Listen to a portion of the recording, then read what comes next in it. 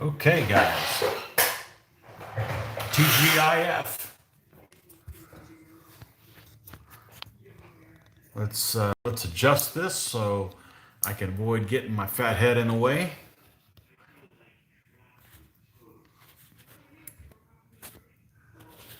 And yeah, so got a little bit of a later start than I thought I was going to get today, but what it allowed me to do is actually spray my figures. So these are now they're now flat coated and gloss coated in that order. I mean, gloss coated and then flat coated in that order. So, see if we can pop these guys off and then we'll give them the final. We will give them the final coating here. Let's put this away. And we can start mounting them on a stand.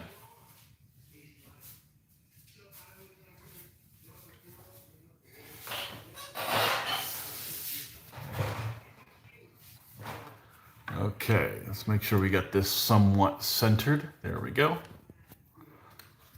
Because we're going to work on these guys over here, which is... I got some coffee. Let's have some coffee here. Wake up here. I've been using is... I thought there was something on it. It's a dull coat from Testers. So it's an enamel-based dull coat. Mix it up good. And we're just going to do flat coat on these guys to take away any kind of shine that they may have on them. It helps, I think, makes the figures. All right, let's take my glasses off so I can see what the hell I'm doing. Okay. All right, we got our crossbowmen and 4 of the blade figures for the blade stand. He's pretty flat as it is. He flattened out really well, so. Just gonna go over it. We don't want to go over a second spot of this because this starts to dry pretty quick. And as soon as it ends up drying, it gets tacky and you'll end up pulling the paint off underneath. Okay? If we need to go over him again, we will go over him again. Okay? But this guy flattened out pretty well too.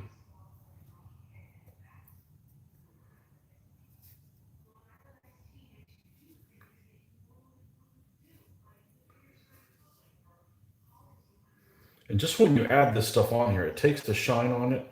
And I don't know, it does something about the depth. You can like see the brush strokes. All those brush strokes I put in there, they really pop more. I don't know what the secret is, but it looks a lot better to me. So, and let's see, we've got 4 of these guys. And some people be thinking, well, why am I putting dull coat on these figures that are metallic? Wouldn't I want it shiny? And no, it actually looks better. I don't know what the science is behind it, but it does look better when you put this on it. It kind of pulls everything more uniform. These guys dry. And then what we'll do is we'll go pull the stands out and start working on them while these guys dry. And we're definitely going to epoxy these guys and put the goop on them tonight. So that way in the mornings, I think that shouldn't be an issue. It's not even 8:30, so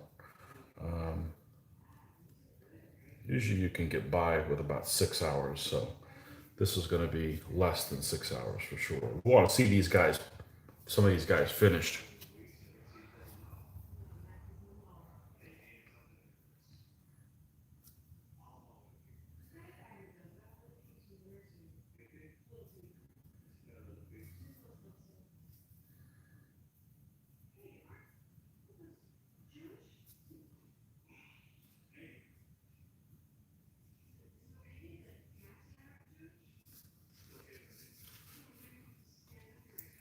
Last guy, I like this guy, how he split his helmet, red and white.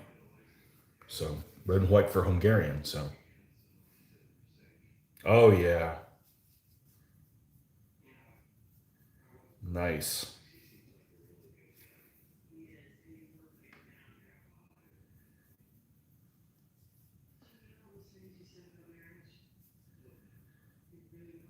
Okay, so this is a skirmish stand and a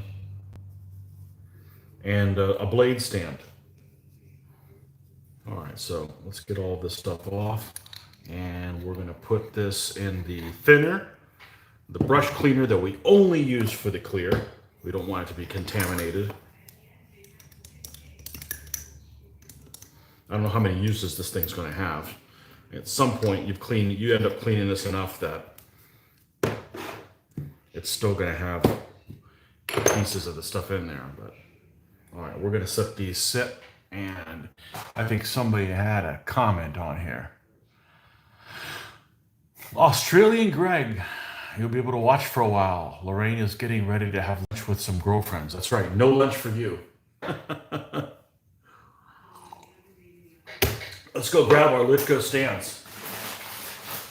Now, if I was a deviant, I could use the same size stand for both. Because the new DBA 3.0 allows you to put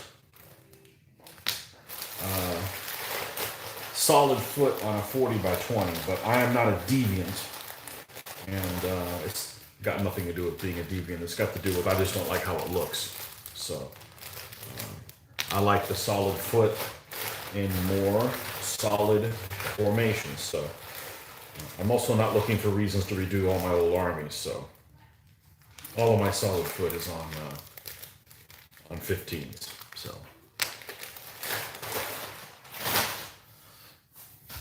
all right, now, this guy already has it on there. I did it at some previous date, and these are great stands. But oh, look at that! It's got a boo-boo on there.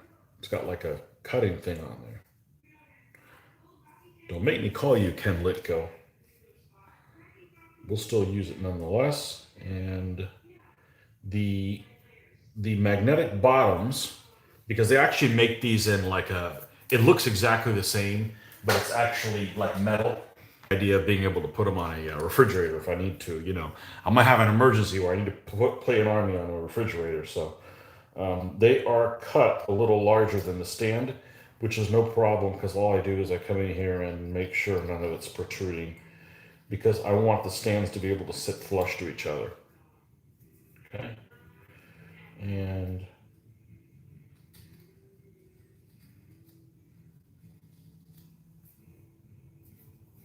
okay, there's that one.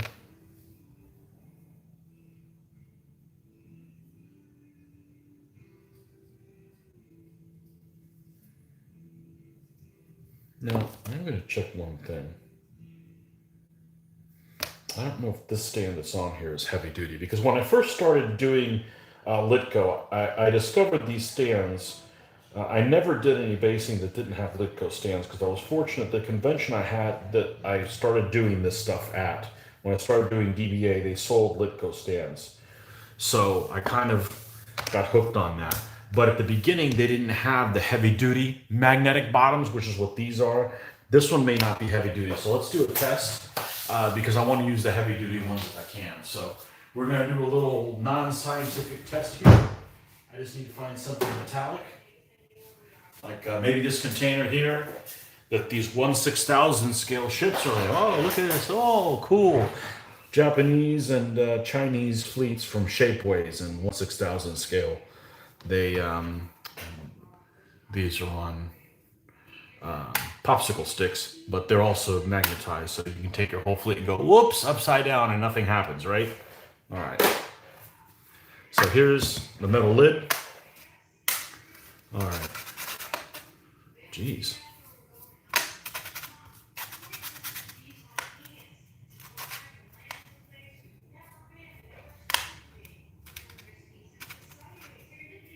I don't know if it's not heavy duty or not, but we're going to go ahead and use it. I had some left over, so I don't see much of a difference. Okay, perfect. Okay, say bye-bye to the ships. Toot toot. That's for, I got these to do use the shipwreck rules, which I've never done. Again, if you guys have heard one of my spiels, you know that I don't mind playing different things. I just don't want to be the point man. That's going to be my new motto. I don't want to be the point man. I don't want to be the point man on any other rules other than DBA. So DBA done burned me out. So here's the two stands. You put the four guys on the figure.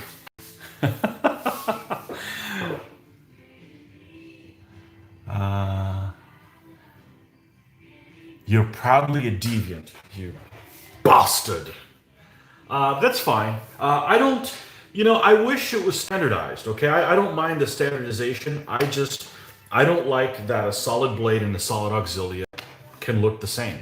I like these tighter. So, anyhow, what am I working on today? Well, we're gonna do this little war wagon. So if you watch my put it together video of the war wagon, my ramble there, you saw me put this thing together, which would have driven I think this would have driven a non-experienced, if this had been the first thing you'd done when you got into these miniatures, you would have just created a few new cuss words. But, I'm experienced, I'm comfortable enough with it and patient that this was multiple steps to put this thing together. So we're going to work on this. After we got it all glued together, we super glued a screw on the bottom so that we can hold it like this so we don't get paint all over ourselves. Or our cutting mat, God forbid. We don't want to do that. So, touch them yet. Maybe at 9 we'll do that. Maybe at 9 o'clock. It's just shy of 8:30. We're going to mix this thing up and do some of this primer stuff. Stuff is really, really wet. All right, now, this should be able to work because this is, yep, peel the whole damn thing off. Awesome. That is wunderbar. All right, so let's, we're gonna base this and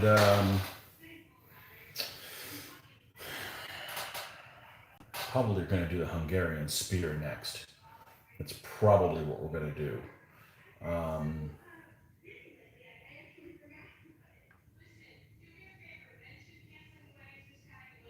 Let's black base this in black and see where it takes us.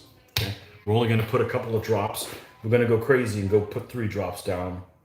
1, 2, 3. All right, that's what it has been in the past.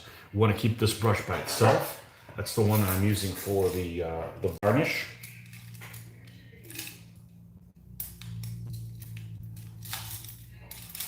Lorraine's having some don't tell me she's already been able to see the last episode of the season of The Boys. I probably won't be able to see it until lunchtime tomorrow, so it might have to wait until Sunday morning or something like that. So,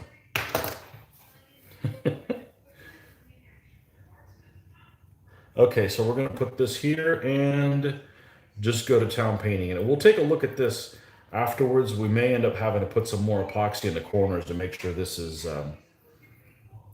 nice and solid. But I guess I could spray paint this stage, but nah, this stuff's enjoyable to do. Well, with this paint. So.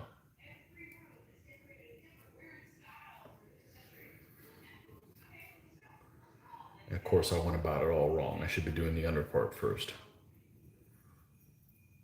Oh well, it's not that critical. It's not Little Big Man Studios shield transfers or flags where you don't follow protocol exactly like you're supposed to. You're going to be wishing you had.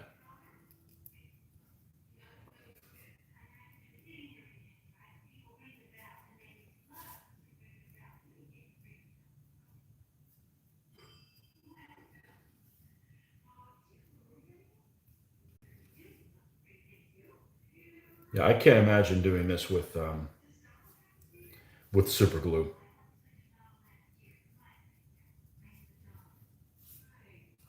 I used to use super glue way back when, and then the stuff in the States called Zap-A-Gap came out, and basically it's the acrylate, what is it? Cryolic acrylate or whatever the hell this thing. I'm not a science guy. What's this stuff called? Cyano. Okay, so like a cyanoacrylate. Okay, so it was Zap-A-Gap was cyanoacrylate plus. It was thick super glue, so it was gap filling and allowed you to glue, metal things to wooden things or wood on wood, and it was very useful in that standpoint. But it's still very brittle in that joint. It's just going to fall apart, and then you've got to put more, you need to clean off what was there before. So I much prefer the epoxy that has some give in it. Not a lot, but it's got some give, and it's definitely gap filling. So that's what I prefer is the 5-minute epoxy.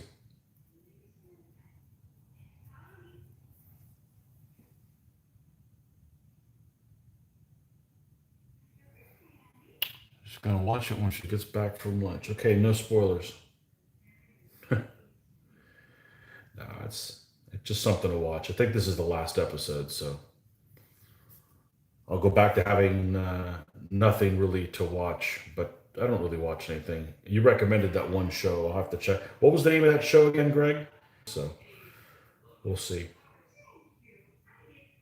I'm kind of picky about show. I'm kind of picky because of spending time on it, but you know maybe there'll be some cute girls in there that helps me out though. Reason to watch it.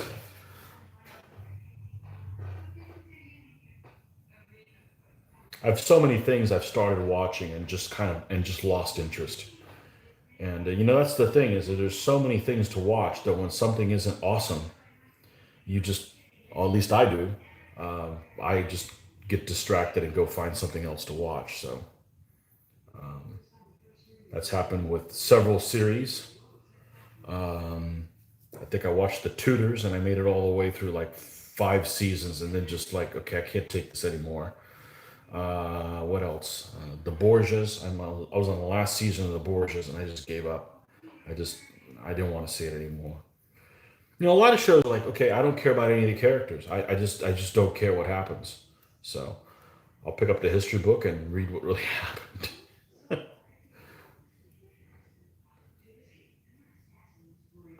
But that's what happens is there's so many choices to things to watch that after 10 minutes, if it doesn't click, I'm just going to go on to something else. Or usually what I do is not go to anything at all. I don't really watch television or movies except like in my lunchtime at work. During the weekend, no, I'm doing this. I want to have something to show for it. So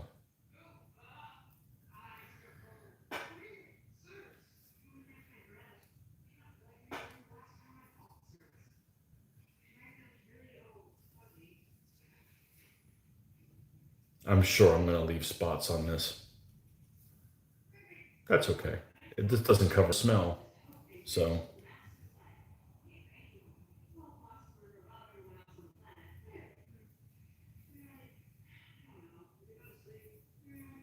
utopia, yeah.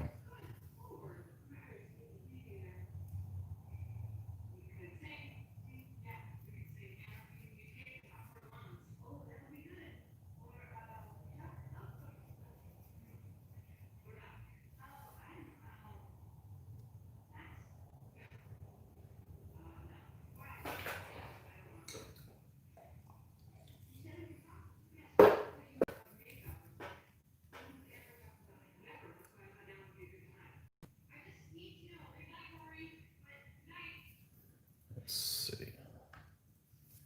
I'm probably going to have to give this another coating like in the morning or something like that, but that's okay. We don't necessarily have to do this next. I just want to go ahead and get this done.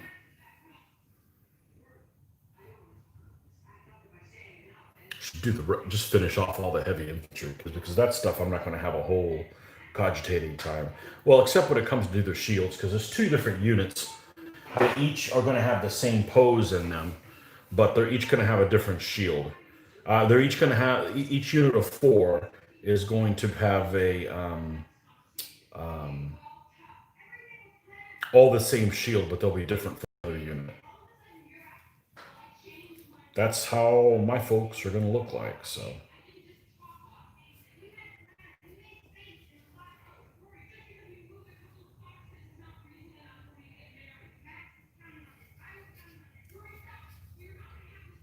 all right, we'll let this guy dry, and we'll come back to this because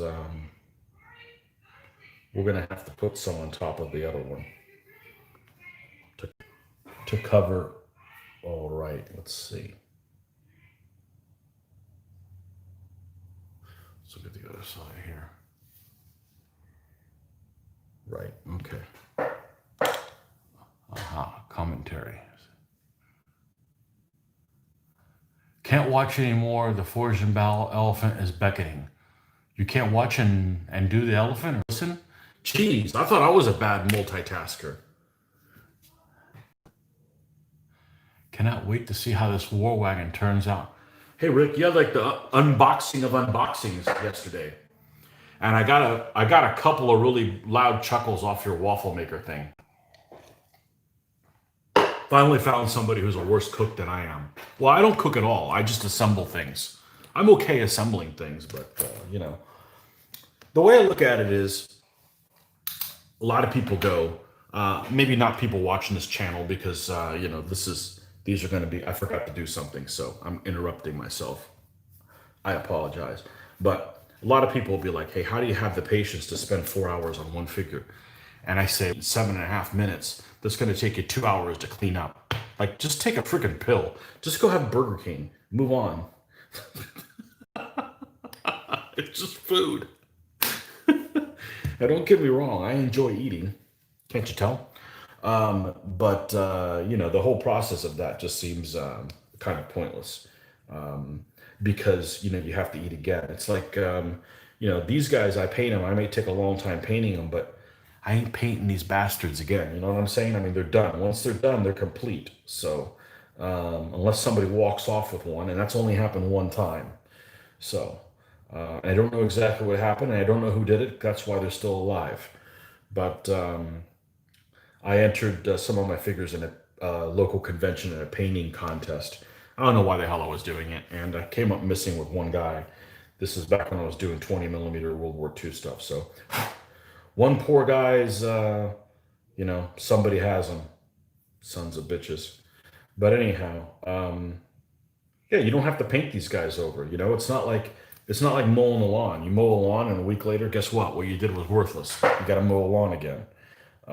So it makes sense to me to have patience to do this stuff because it's rewarding, at least for me. So yeah, I don't cook. I lived alone for 11 years, and in the refrigerator was see, at the time, Diet Pepsi. I don't drink Diet Pepsi anymore. They decided to switch the sweetener that Diet Pepsi had in, and Coke Zero has that sweetener, so I'm a Coke Zero drinker. So I had soda, diet soda, and stuff to make sandwiches, so like ham and cheese. What else was in the fridge? That may have been it. I didn't even have beer. I don't. I'm a social drinker, so I'm alone. I don't have a drink, so no reason to. I'll just fall asleep. So yeah, that was it for many many years. If I wanted something more complicated than that, I would go out and I'd go out and get it. But yeah, I like that whole. I don't have a whisk, so I'm going to use a spoon.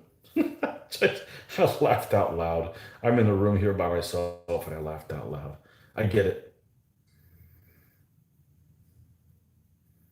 I get it.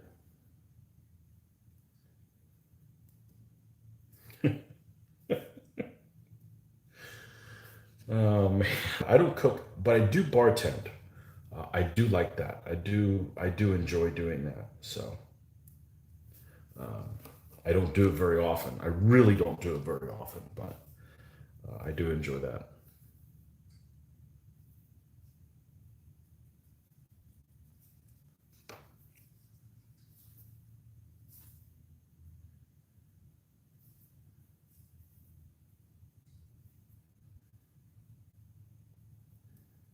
All right, these guys got scuffed up a little bit. All right, now are we done with the black? Now we've got one of these shields that wants to be incorrigible.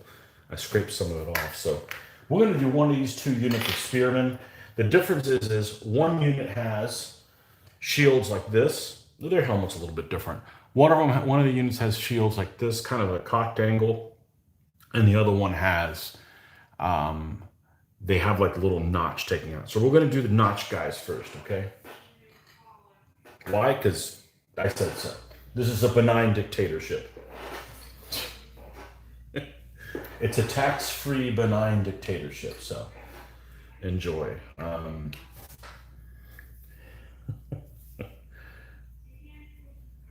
We're going to just make sure that we have a good application on that shield. Because the first thing we're going to do is we're going to be dry brushing all the chainmail and stuff on these guys. So.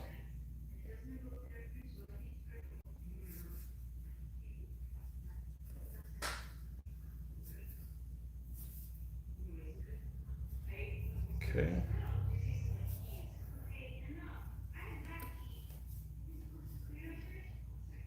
That'll work. Okay, down the hatch. All right, let me put my glasses on so I can find myself. Too distracting. Your mom was so upset with me after watching that she offered to buy me all the utensils I was missing. But you're not going to use them. If you would have used them, you would have bought them yourself. I get it. You need me to talk to your mom for you?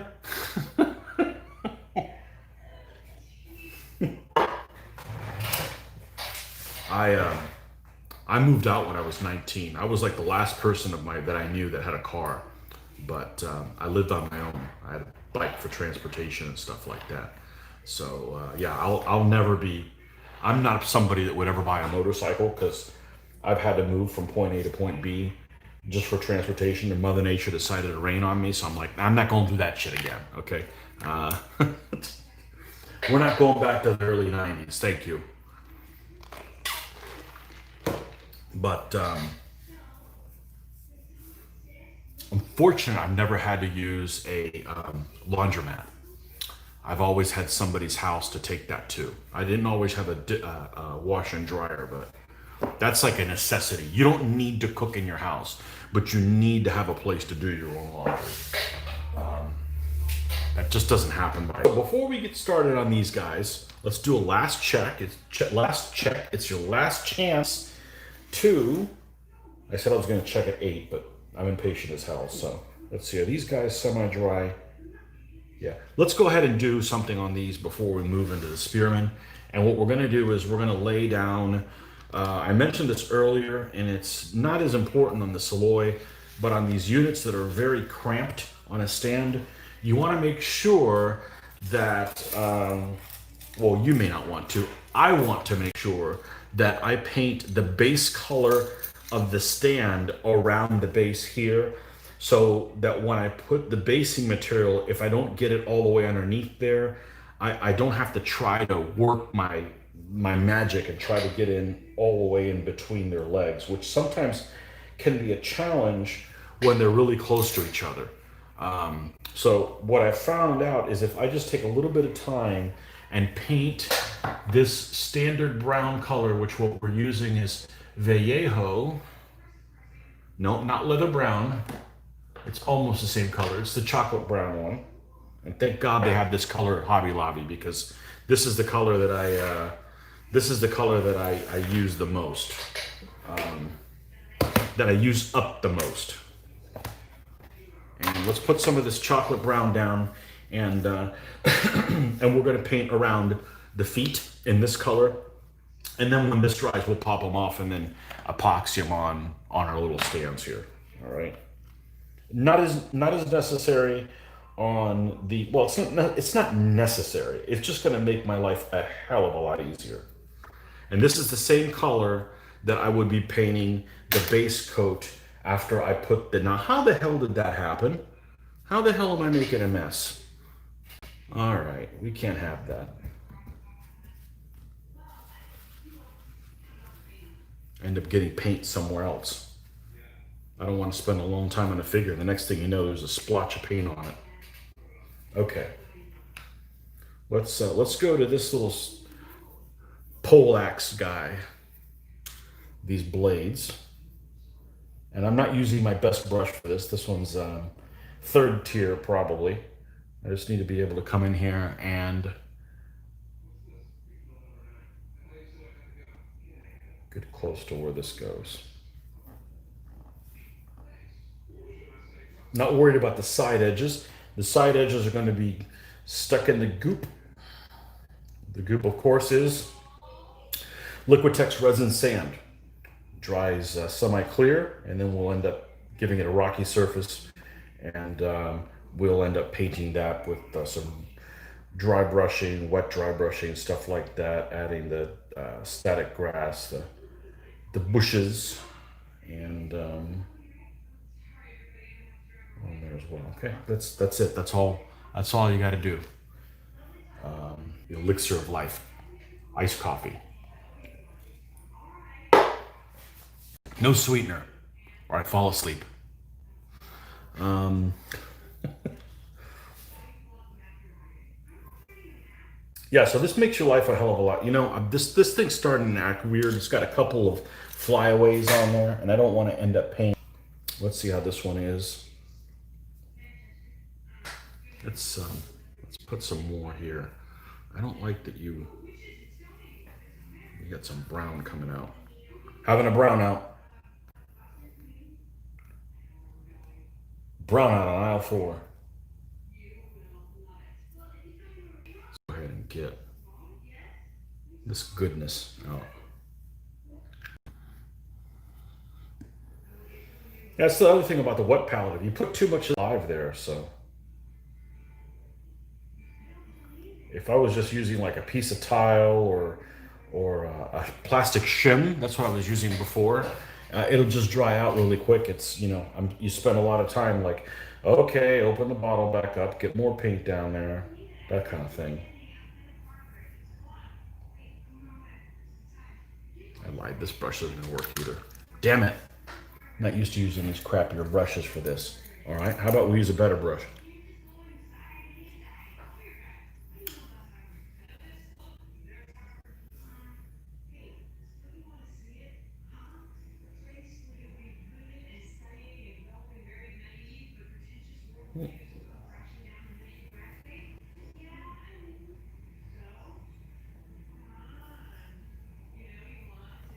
I want to get it all the way underneath the sword and stuff, the sword scabbard. So we don't want to do this when there's another guy right next to him, because these guys are going to be really cramped side by side. All right, let's do these the figures for the blade stand first.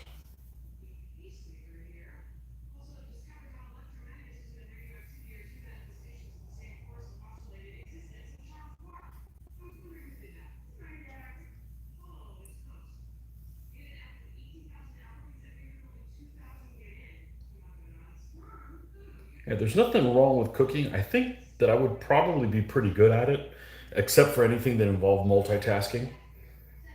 I think the attention and detail and the flavors. I mean, I get all that. I appreciate all that stuff. I just don't think it's worth my time. You know, and even if it was worth my time, I gotta clean up too. And who the hell wants to do that? I'm sure there's some sadist running around that's like, oh, I love cleaning up the kitchen. F that.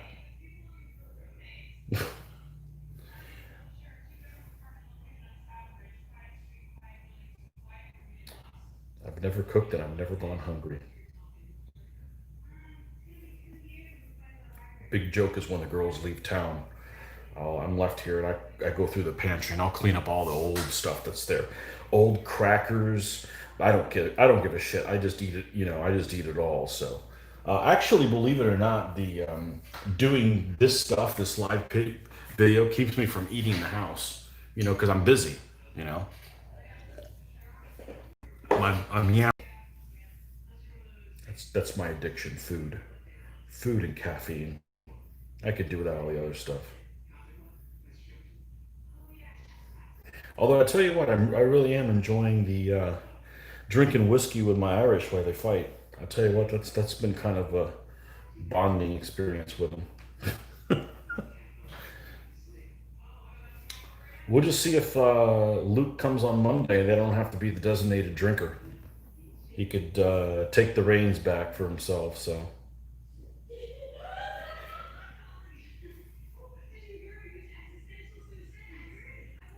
But for me, gaming and having an adult beverage really wasn't two things that went together. I started gaming at such an early age that, it really didn't, the two of them really didn't go together. And I was doing stuff that involved mental processing. So, you know, I know I've said this while I'm at work. So since I can't do that, I think I'll cope just fine. Not not working on my hobby or gaming and drinking if it doesn't happen all the time. So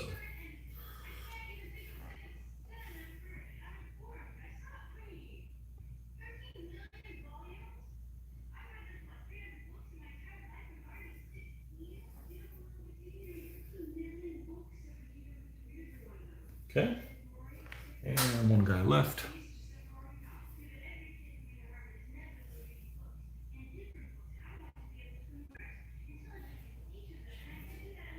Horses especially, especially cataphracts. If you're doing cataphracts, you definitely want to do this because they're really hard to get in between their legs on a mounted stand. Mounted four of them on there. That's a tight fit. That's a tight fit for trying to get in between your legs. So okay, so that's done. Let's put this away. And I don't know how long I'll make it because I can already feel the yawning coming in. But I've been up since 5 a.m. So, and I'm going to be getting up at 5 a.m. again too. So, we're not sleeping's a waste of time.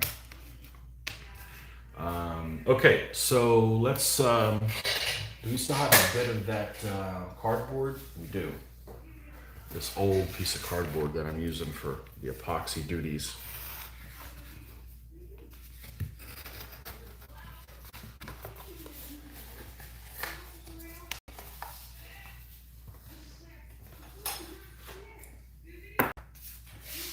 I'm still looking for my epoxy over there where it was for many years. I'm not used to this little cart. I got a little hobby cart that's over here beside me that's been wonderful really to kind of keep things organized and I'm still not used to it being where it is.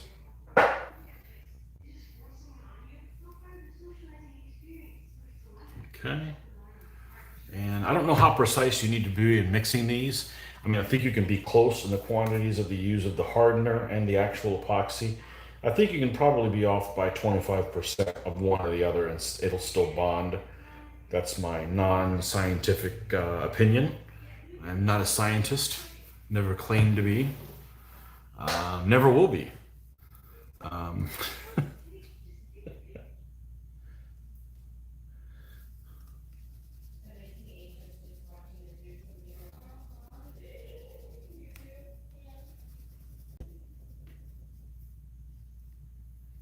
okay, got this stuff mixed up.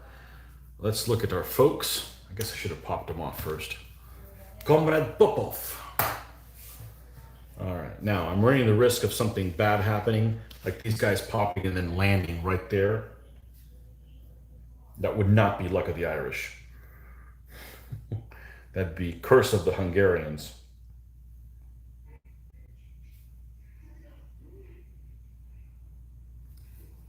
Difficult, being difficult.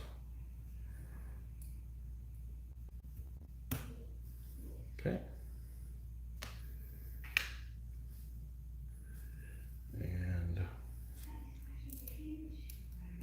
there we go. And then this one. Just get underneath there and just wiggle it. You know what?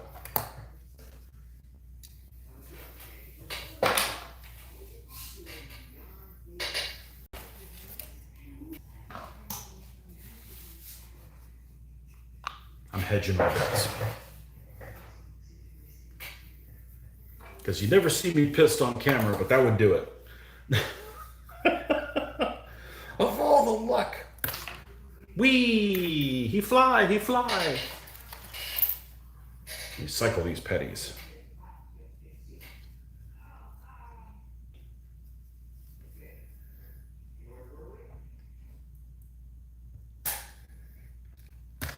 Okay. This guy. Sometimes they stick for too difficult for some reason, and sometimes they pop right off. And the nice thing is when they pop right off is the super glue actually gives them present and accounted for. Let's take this back off, make sure this is workable. It is. We're gonna do the Saloy first, the Skirmishers. All right, we got two guys in that group. We got this guy and this guy. So we're gonna put this guy, say, here, and then this guy here. Now, let's this guy. He's got a lot more nice detail to show off on this side than the other one. So let's put him on this side. Okay, and then we'll put this little guy over here.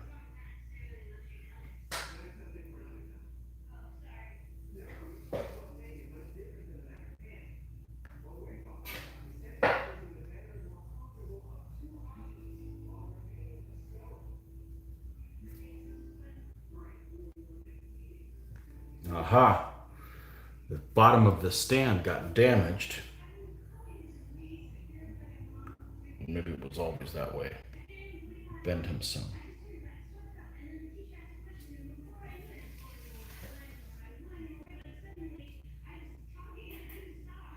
Okay. Now, let's get these guys in. Now, what we want is we've got two guys that are completely plain armor. And we got two guys that are colorful, meaning this guy's got the visor painted, and this guy actually has the split helmet painted. All right. So I think what we're going to do is, this guy's pretty. So we're going to put him on the end. Thank you. And then we're going to put another one of these guys here. And then we're going to put another colorful guy here. And then this guy on the end. Something like that. Something like that. All right. So let's start off with this guy.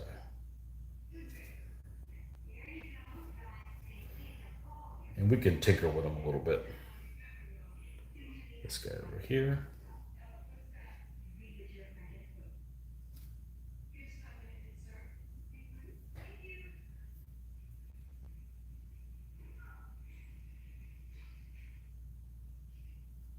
As the epoxy dries, it gets hot glue gunish.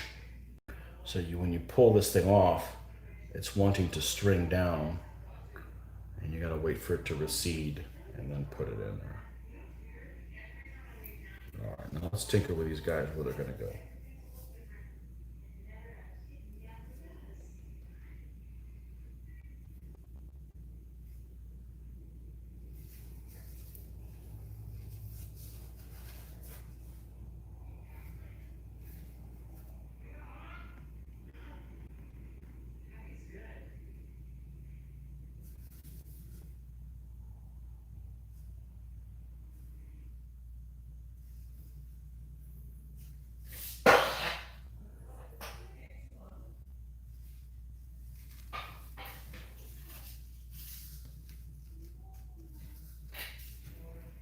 Okay, so there's the solid stand of blades.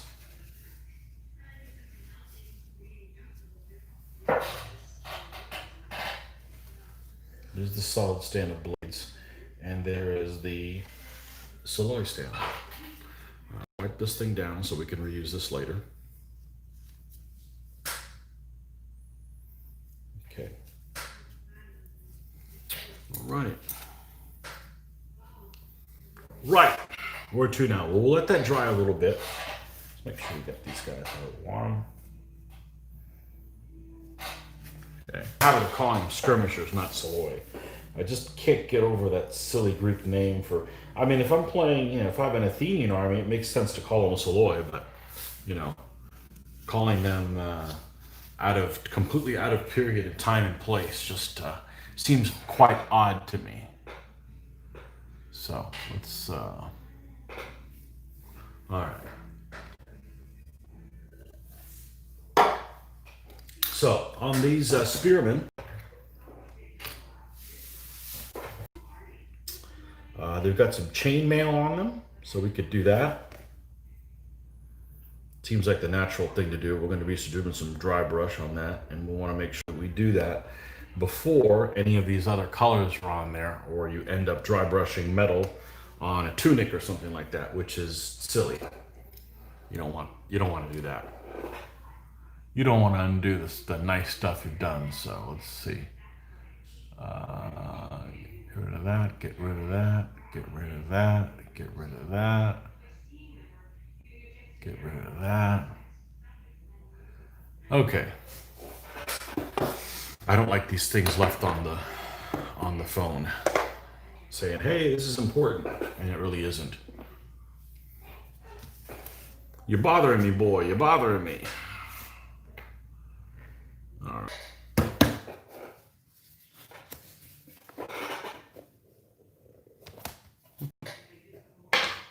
Now let's go over here to metalize our corner. And we're done with the epoxy, so we can put that away.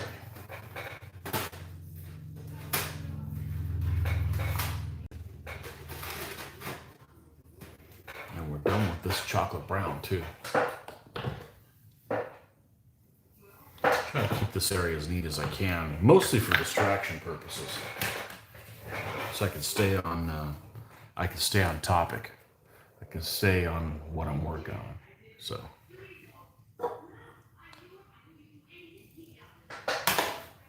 All right, so let's get some of our metallic color here. This is the one that we transferred over. I don't remember what the hell it's called now. Oh, lead belcher. Why don't I just read the label?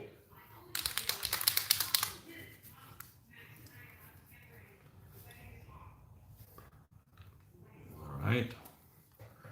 And find a dry brushing type brush, which I think was this one. Let's, where's my X-Acto knife? Here it is. Let's see if we can trim.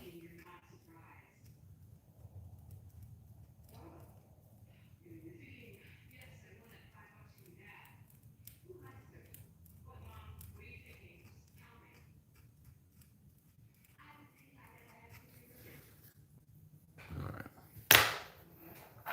These are not high quality brushes. This was a 10-0 liner, so it's kind of been through hell a little bit. I've used it a lot, so. All right, we're just going to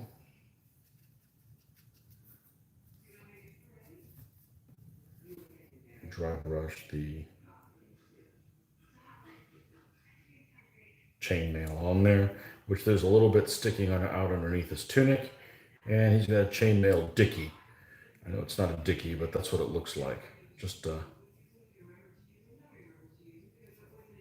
around his shoulders, and it's a bib.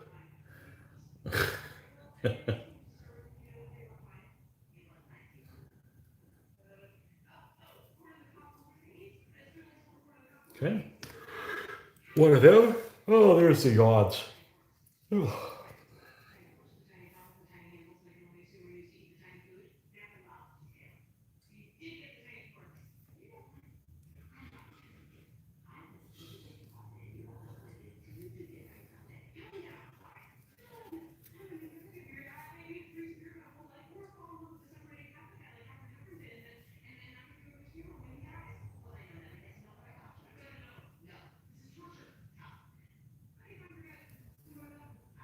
Okay.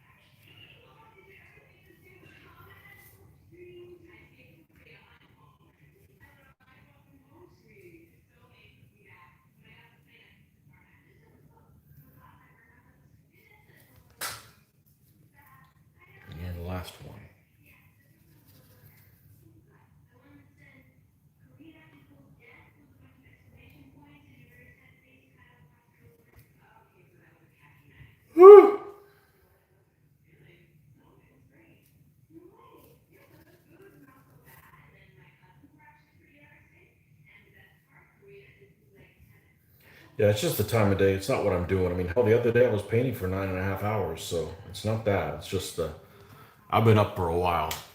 I'm, I'm, I'm a bit drained. So are these guys solid enough?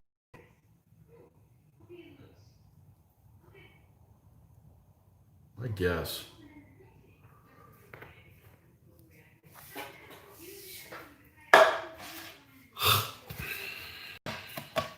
I really need these guys to dry tonight. The these two stand. Well, we might as well get the resin sand. We're gonna need that, and we might as well get the palette rocks because we're gonna need that resin sand. And no, that's the wrong one.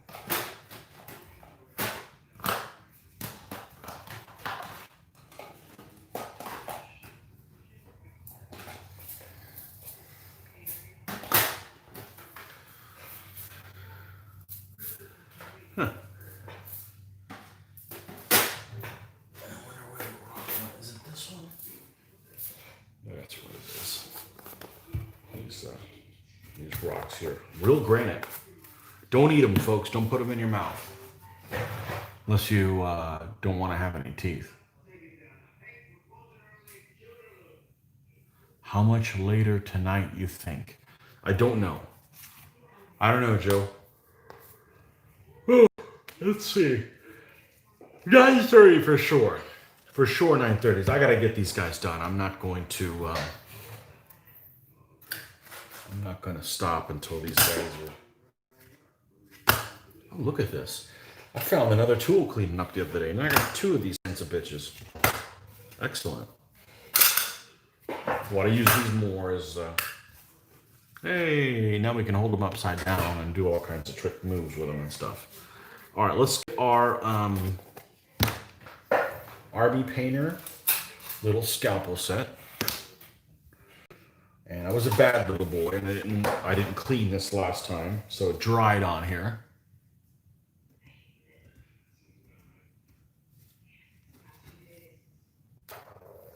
So let's. This will just come off with water. Just get most of it off here.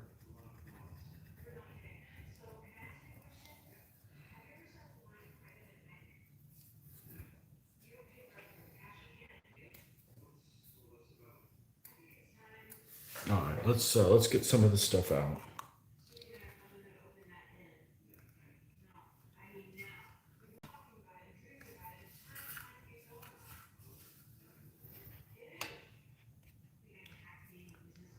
Hold on one second. Okay. People sending me messages at the wrong time. Like, I haven't been involved in something super intensive until now, dude. Where have you been in my whole life? All right. There is a lot of empty space on this stand. I mean, like a lot. So let's just put some stuff here and then we'll move it around as we need to.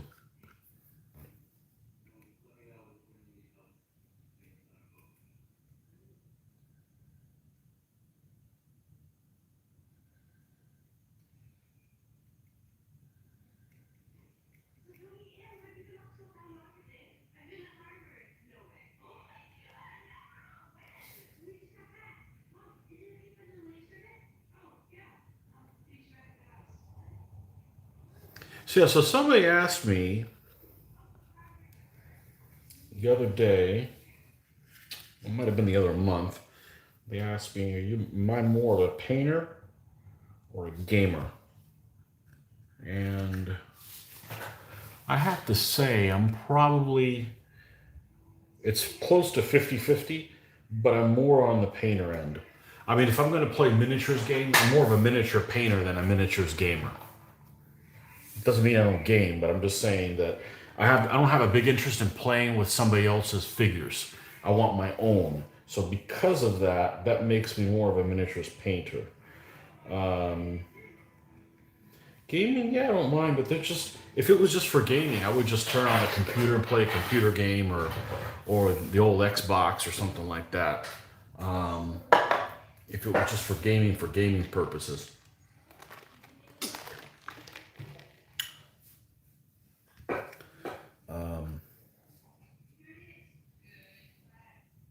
So for me, it's always been about playing a miniatures game, but I want to paint the miniatures that I use because there's the tie-in for me.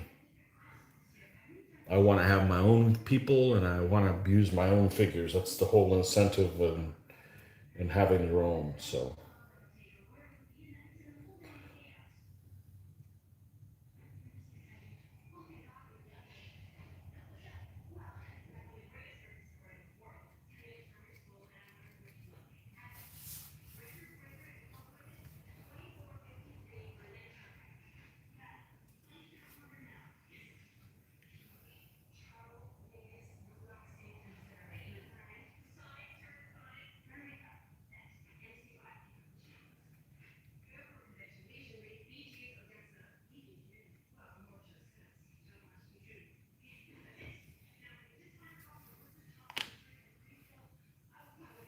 but as far as gaming, yeah, there's other stuff I could be gaming, but I don't have a big interest in gaming other stuff.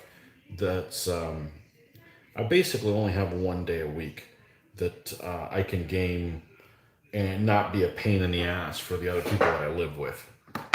Oh, hello, thank you. And I don't want to. If I've only got one day of the week to do that, I want it to be DBA where we can film games and share our passion with the people online. So.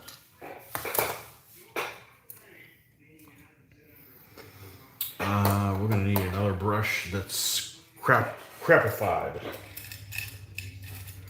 Didn't have to be horrible, but it's gotta be more workable than that. So let's see here. Let's take some of this stuff here, just so it's easier to grab. And we're gonna put it here. And then we're gonna go ahead and close this up.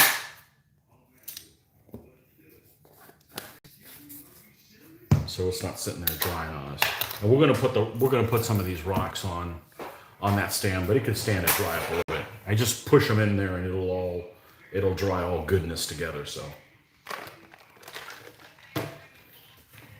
all right, this is time consuming. Unfortunately, it just is. Where is that brush that I got? There we go. And it's time consuming because I've got to this is why I wanted to go ahead and base this stuff brown underneath there. I've got to put this stuff down here and get it to release. Well, that one wasn't difficult.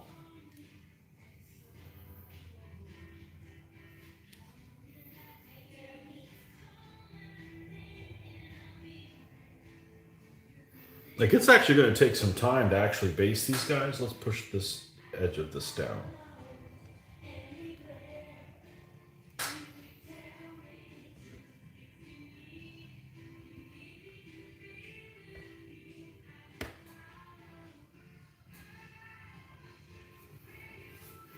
Okay.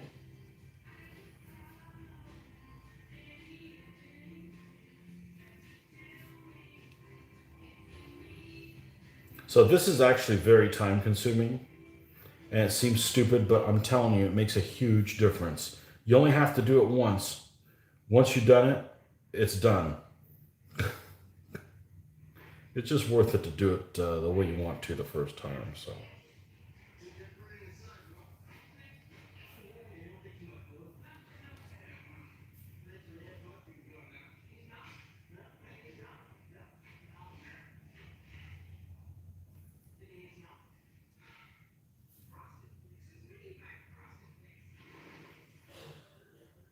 We'll go and clean that up a little later.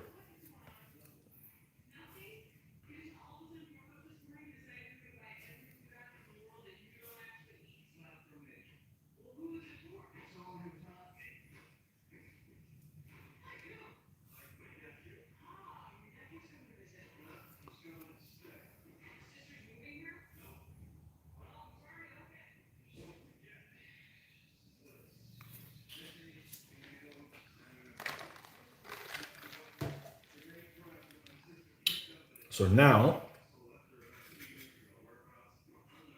let's start working around to the front.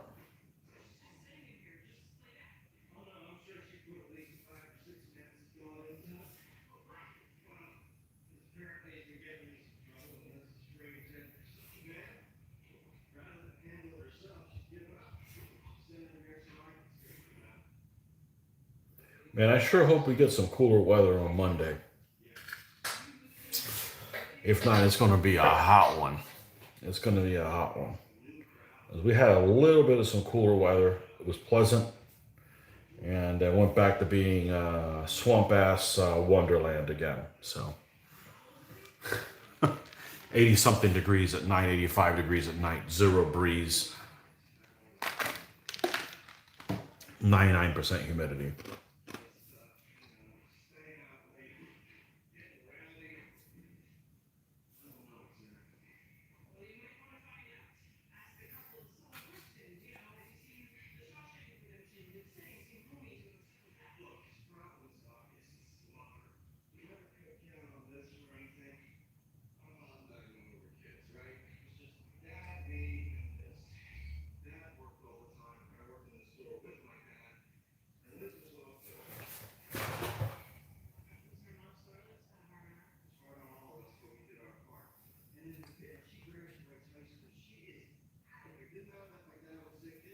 Okay.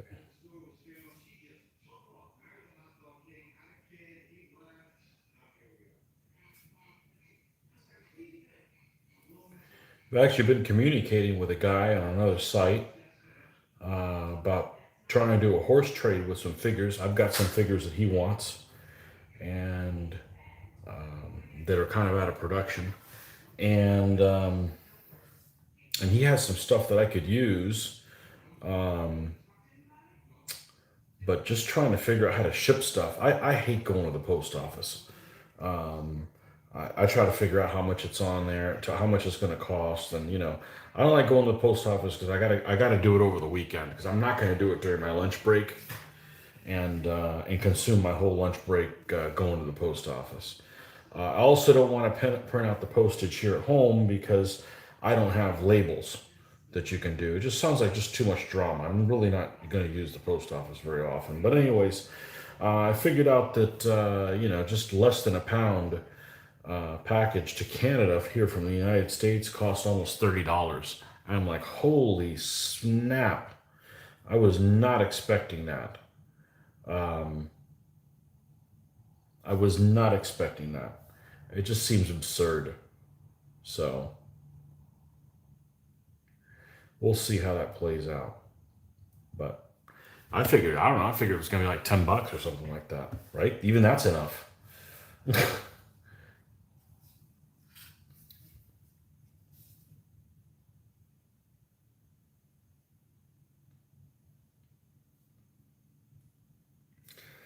Now, sometimes I use the ground coverage to hide the edge of the stands and stuff like that. And in this case, that's probably exactly what I'm going to do because these stands are kind of big. I could have cut them down, but I want them to have some gluable surface area to work with.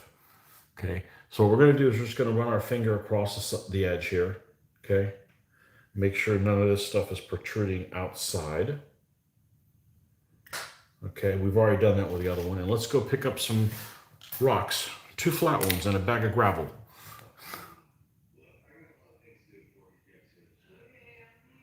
All right, and let's see what we got here. We need to get Mr. Tweezers out.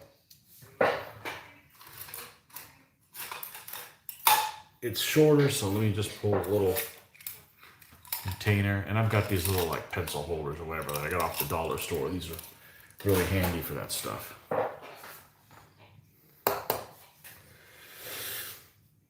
Okay, this kind of has a big area, so let's pick out some rocks that are maybe I wouldn't be able to use normally. I mentioned this before. These are actually samples from work. One of the vendors here that this is actual granite from a quarry, and they sent these little vials of rocks many years ago, and I'm like, I'll take those.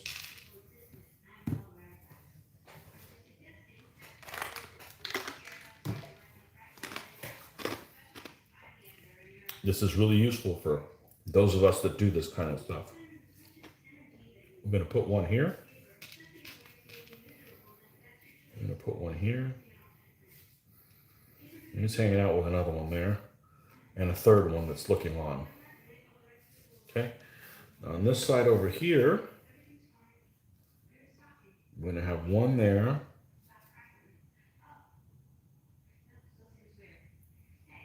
And another one there. And then this large one is going to have a little buddy. Hey, little buddy. There. Okay, that's how the Savoy stand is going to look. Skirmisher stand. Damn it! When will I learn?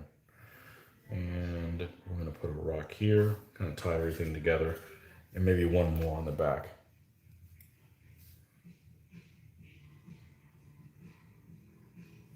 Okay, that's all the rocks that we're going to do.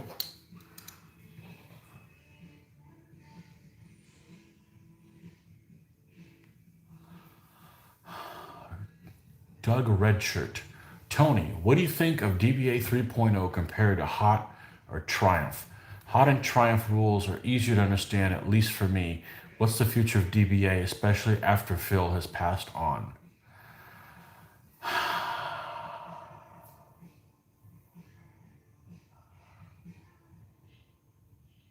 Okay, wow, that's a big. Well, that's gonna keep me up. You want me to stay up and not fall asleep? You did it. You did it, Doug Redshirt.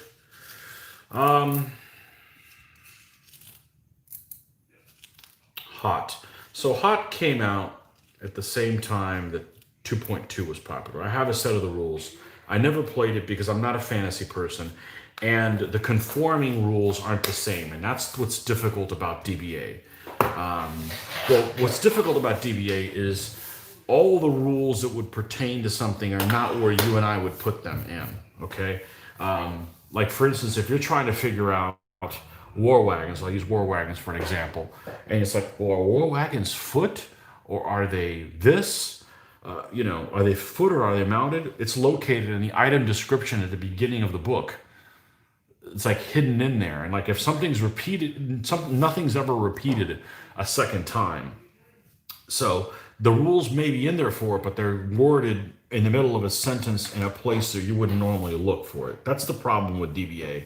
Now, Hot, I know a lot of people liked the Hot, and it had better conforming rules when 2.2 was around, but it hasn't been updated to 3.0. I've played Hot maybe 6 times at conventions, and I didn't see much of a difference. They're both worded weird. The books are just not organized how you would expect them to be organized. And that really is not very user-friendly. A lot of people say, a lot of people have trouble starting their first game and how to set up the terrain, and I don't blame them.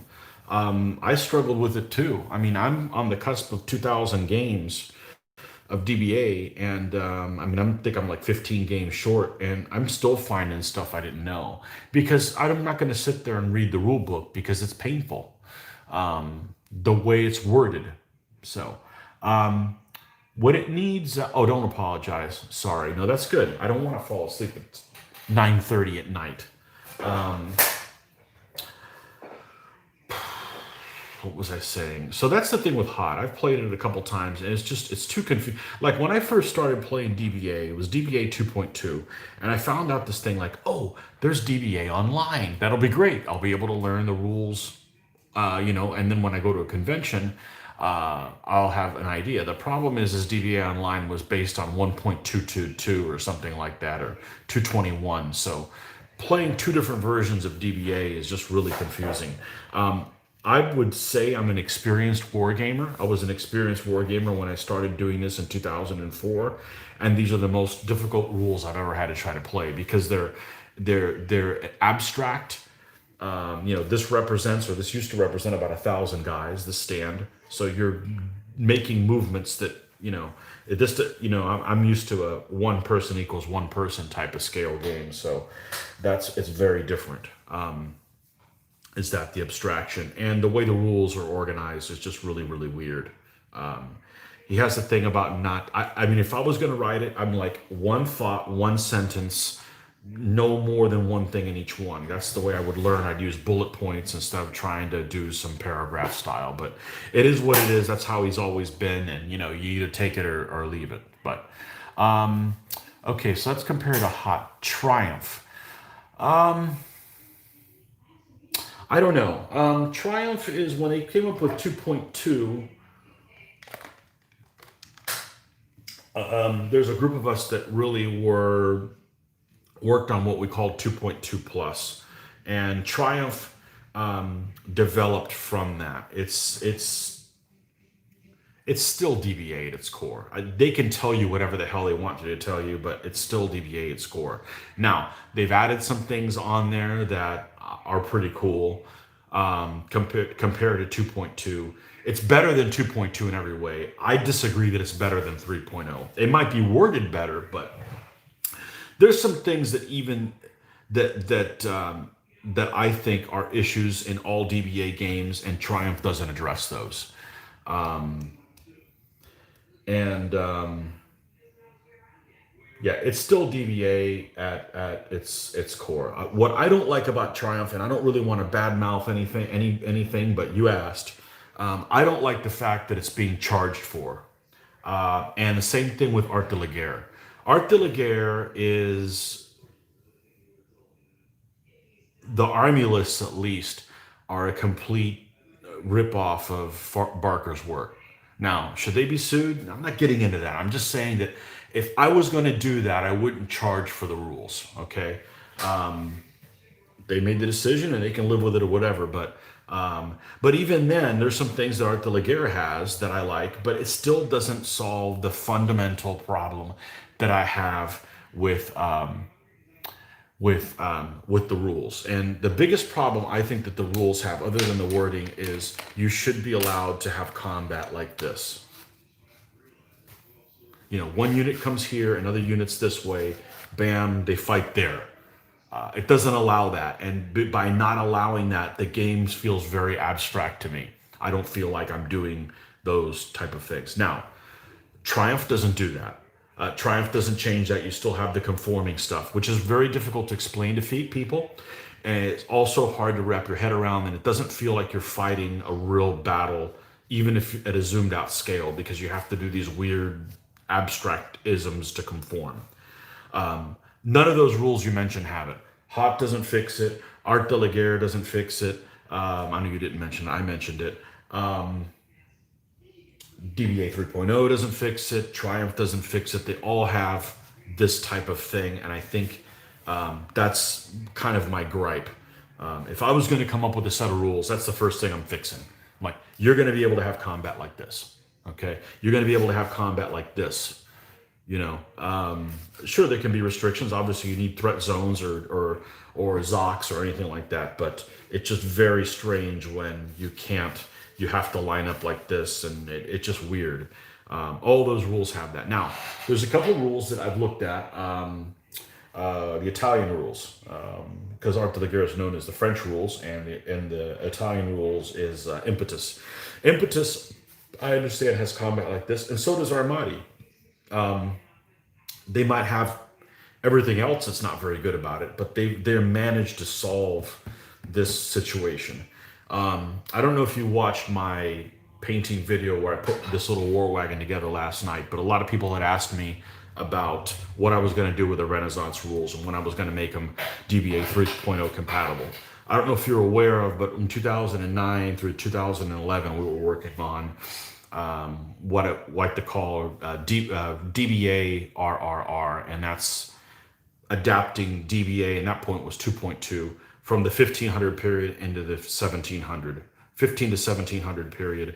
So it was an adaptation of, I saw an adaptation that I really liked that somebody had done for free, and I took it a step further, and it seemed to be pretty popular. It left me wanting because a lot of things were shoehorned in to allow for it to fall under all periods. In other words, to allow a 1500 type army to fight something from like 1680. And I don't think it makes for a really good game because almost all the unit types are dumbed down in a way. But people were like, well, when are we gonna have the DBA 3.0 version of that set of rules? Which I did. I put together with a couple other people, helped me play test. It was before I had a Mitch in town where I could play test every week. We could only play conventions and have conversations over phones and stuff like that. But if I have I have some of my thoughts that I put down on that. But in a nutshell, there will not be a DBA 3.0 Renaissance rule set by me. I'm not going to spend all that time doing it and then still have to deal with this conforming stuff. If I do come up with a set of rules, it will be DBA-ish in that it will still feel like DBA. You'll still make the same type of decisions that you do when you're playing DBA, which is, I think, what our group at least enjoys. But there's going to be some fundamental differences in it. But that's not something that you can do over the phone. It could take freaking 5 years to do, and you guys will know when I'll start working on it because I'll start building some of those armies. But I plan on playing with just cardboard things because there's a lot of things that are shoehorned in now in DBA 3.0 that's not going to be the case anymore. Or I'm just not going to work on them. That's really the thing. But I'm mostly a painter, so I'm interested in painting things until I'm dying to paint those Renaissance armies, which I'm not there yet. I got lots of lead for them, but I'm not there yet. Then I'm just perfectly happy doing our videos for 3.0 because I really don't want to fracture the community. That's not really my interest. And when I do work on these other rules, I'm sure they'll be, I'm telling you, they're going to be great. They're going to be great or I'm not going to publish them. But they're also going to be free because I'm not interested in it for the money. And well, that's the way I operate anyways. So it's not like I can make these rules and continue. It's going to pay my salary now. It's just it's a way to paint figures of a different period and use them on the tabletop and have fun. So, but anyways, if you want to look more in detail on what my thoughts on it are in particular, that's last night's painting session, which should be up on this YouTube channel. So, that was long-winded. My go-to ancient rule set has always been Tactica, but requires of hundreds of figures. I want something lighter. Tried Triumph at last Historicon. It was okay. So I tried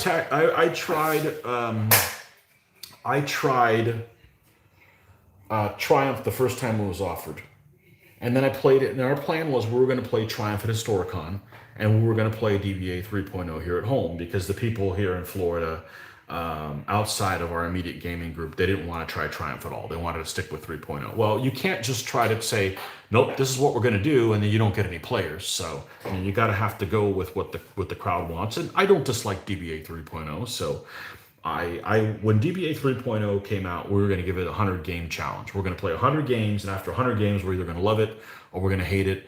And we're not going to have to hold a gun to any of our heads. We're all going to come up with the same decision. I knew we were. Our gaming group is pretty much on the same page. We all want the same stuff out of it. So we're very fortunate in that respect. And sure enough, we liked it. The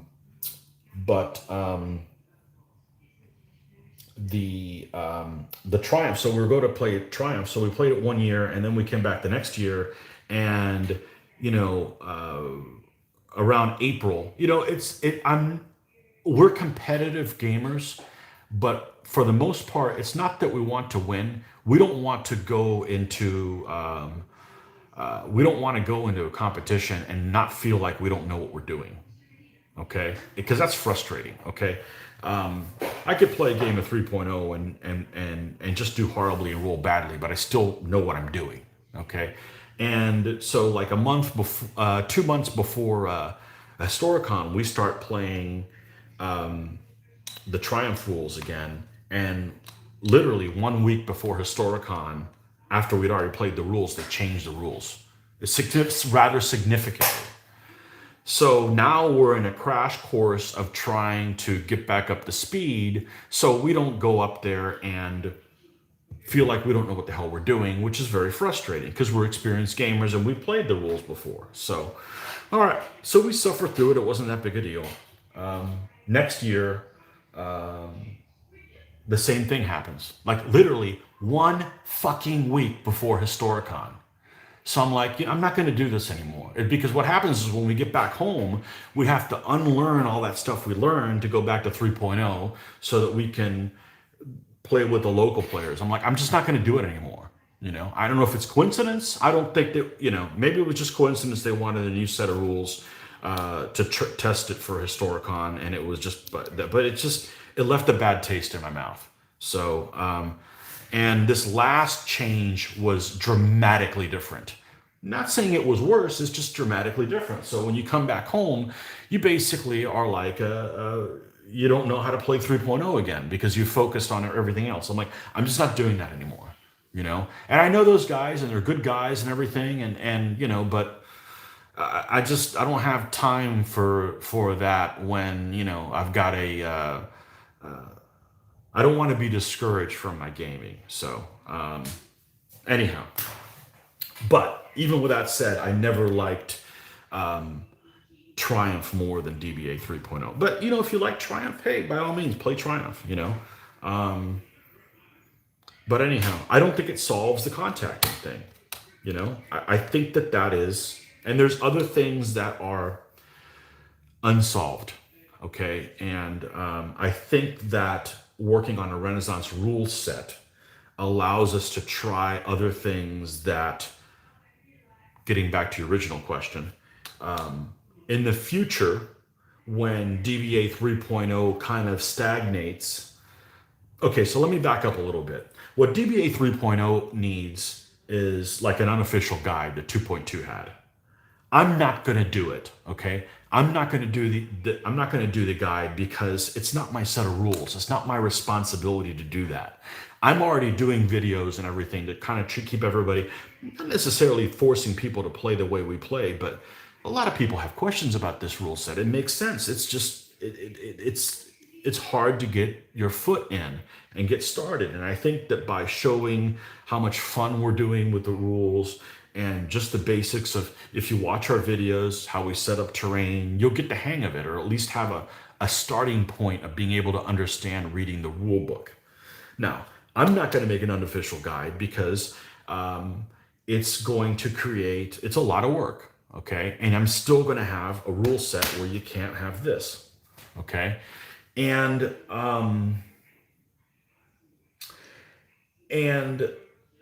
so I would be better off saving those calories for my own rule set for Renaissance. Now, I was getting ready to work on Renaissance for the longest time and was getting a computer. I got a computer in March. Thankfully, I got it when I did, just before this pandemic hit. And once the pandemic hit, I've just lost interest.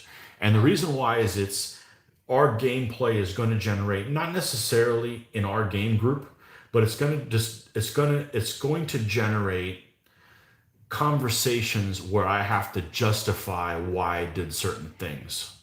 Let's say arguments, okay? Not necessarily uncivilized, but it's going to create arguing.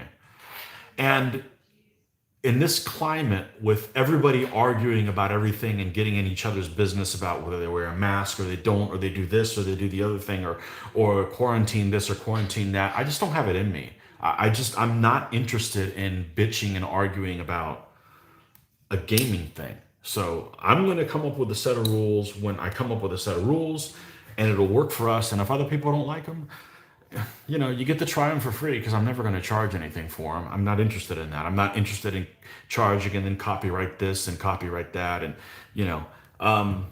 anyways, that's my long-winded going around. So it needs an unofficial guide. I'm not going to do it because I'm not a rules guy. I don't find that fun.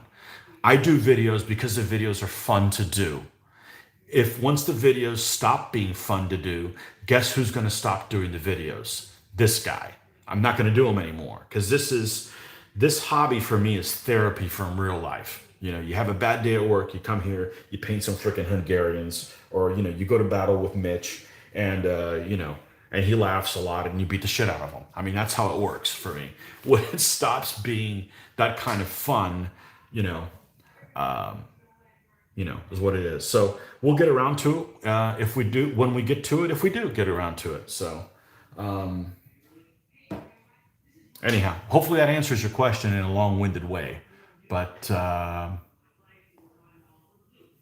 remember the old guy, but if you need a guy, you need to redo your rules. Yeah. Yeah. The rules are they're 90% there. It's just not they're not organized. They're not organized well. And it's a shame because they're really freaking good. They really are. Even though you have this stupid stuff, okay, I can deal with that. Okay. It's a lot better than 2.2. And the conforming is so much better in this game than in previous versions. Now, could it be better? Absolutely. And but anyhow, that's my long-winded explanation of what's going on. And I don't want to fracture the community. I mean, when we first started playing DBA 3.0, the first thing we said is the big reason people didn't want to play 3.0 is they didn't want to rebase their armies. I've got one of our local players that has over 100 armies, and he didn't paint them. He bought them from somebody that was already painted. So someone else painted them for him in a complete set with all options. And that person's deceased. So if he can't get more armies, he can't get those armies that he has modified to 3.0 and painted in a similar style, he's kind of bummed out. So, and that's a guy that has a lot of armies. You don't want to just say, well, deal with it, pal. So what we just started doing is, listen, if you have a 2.2 army that you already have painted, you use it in 3.0, that's fine. Now, all the elements behave like 3.0 elements, okay? But I'm not interested in running people off. I mean, unless they're a dickhead, okay? And then I don't want them playing with me anyways. But I'm just saying, that's most people's gripe about 3.0. 3.0. We're not resistant to change. Mitch and I, at least, we take it as a challenge. Like, oh, cool! Now I get to relearn how to play this game again, and maybe some new tactics, and find some new juicy bits that happen as we play the battle. We welcome that, but and I wasn't going to redo some of my armies, but then I just got to the point where I don't want to play the 2.2 version of the armies. So I've got about half dozen armies right now that I'm not playing, that I may not convert. But I'm not going to play them again because I think that the 3.0 version of the armies are, for the most part, better. But you've been doing miniatures since the 1970s. I do have been through ORG and everything since. I remember there was once only one rule to set the rule of them all. Yeah, I didn't get into Ancients or Medieval. I didn't play a single game until September 2004. It was DBA 2.2. I was never interested in Ancients or Medieval. Never. What appealed to me is this game was very compact and it was over very quickly, which allowed me to produce lots of different things. I'm a World War II gamer, so but I'm also a World War II gamer that plays an extremely anal retentive set of rules that you can never complete. So the fact that you complete every game is like big plus for me.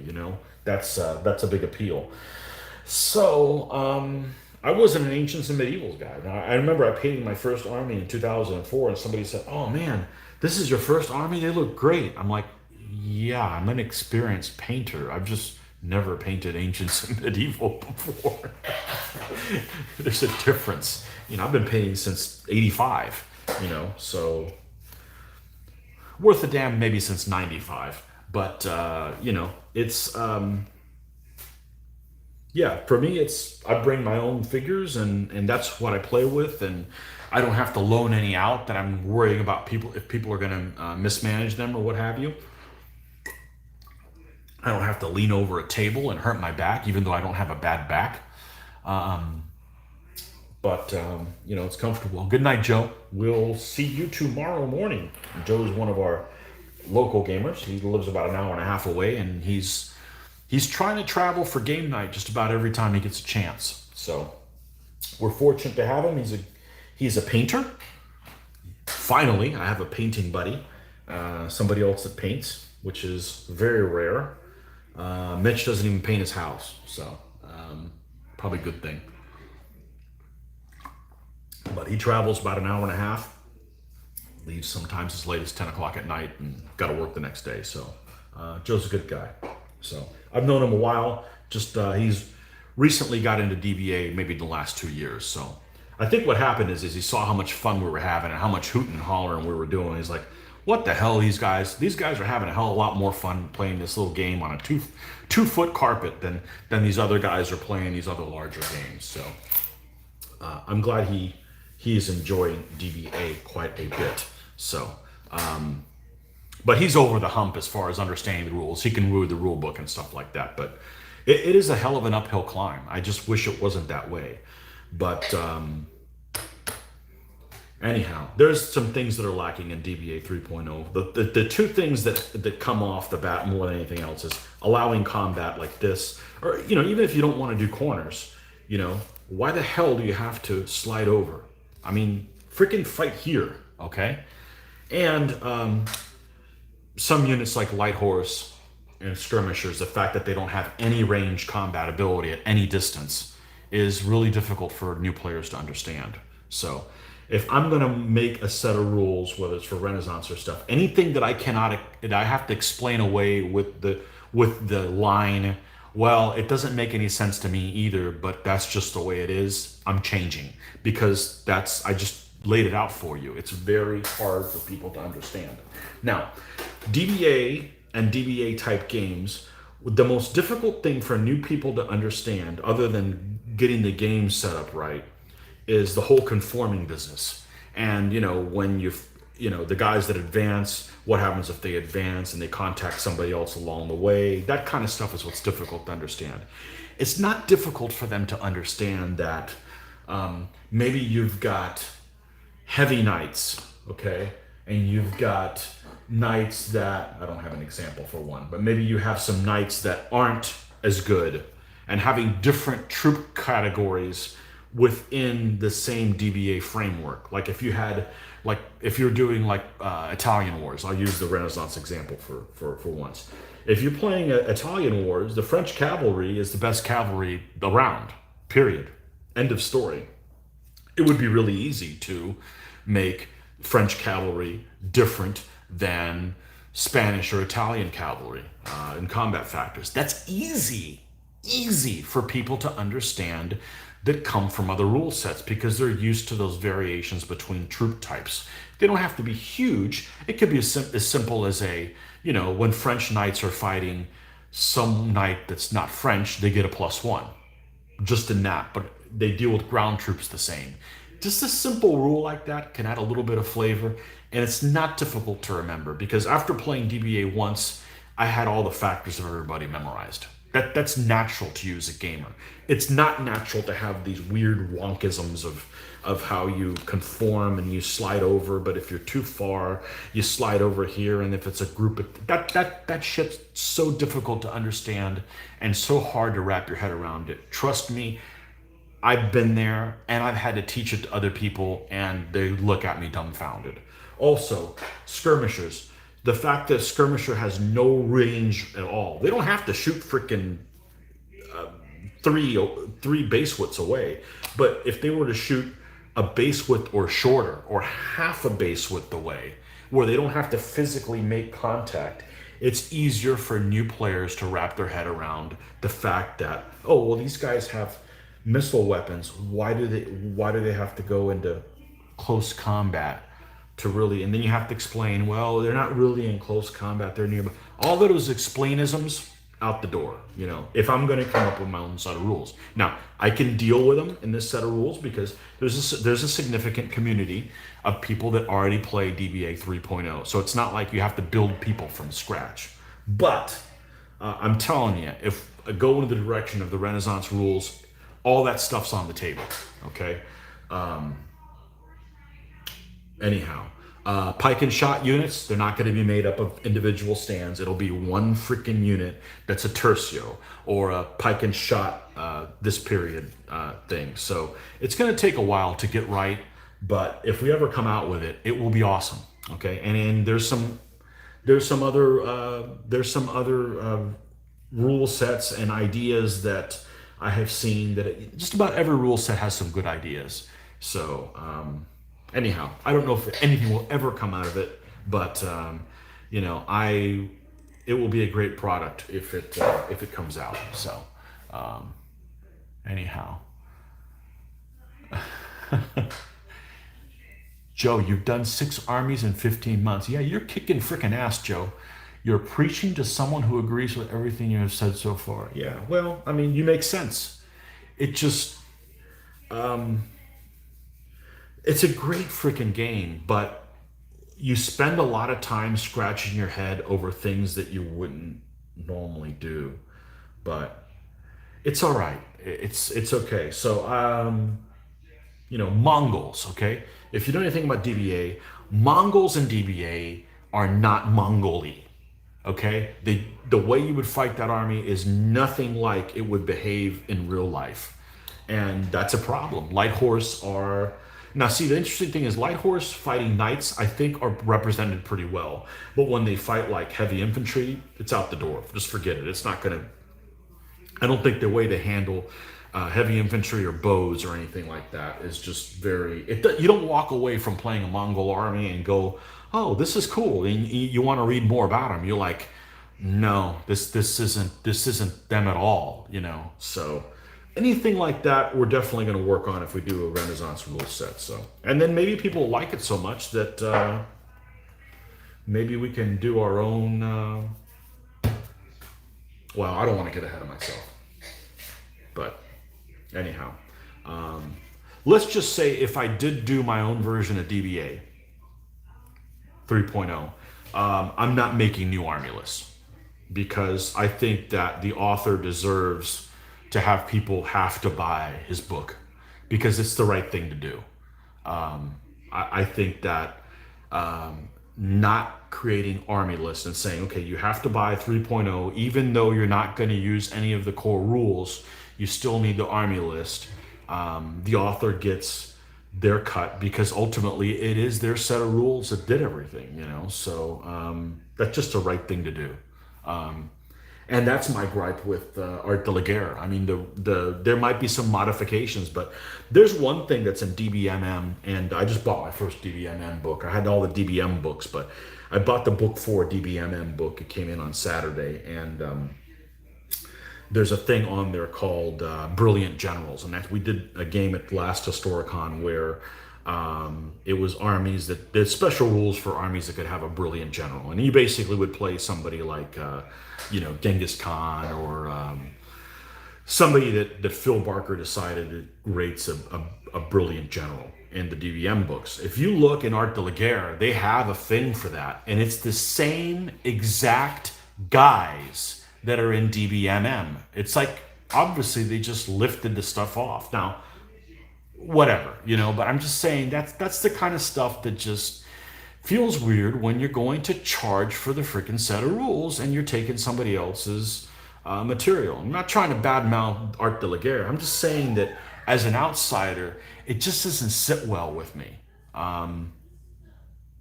Anyhow, all right, I've said my piece.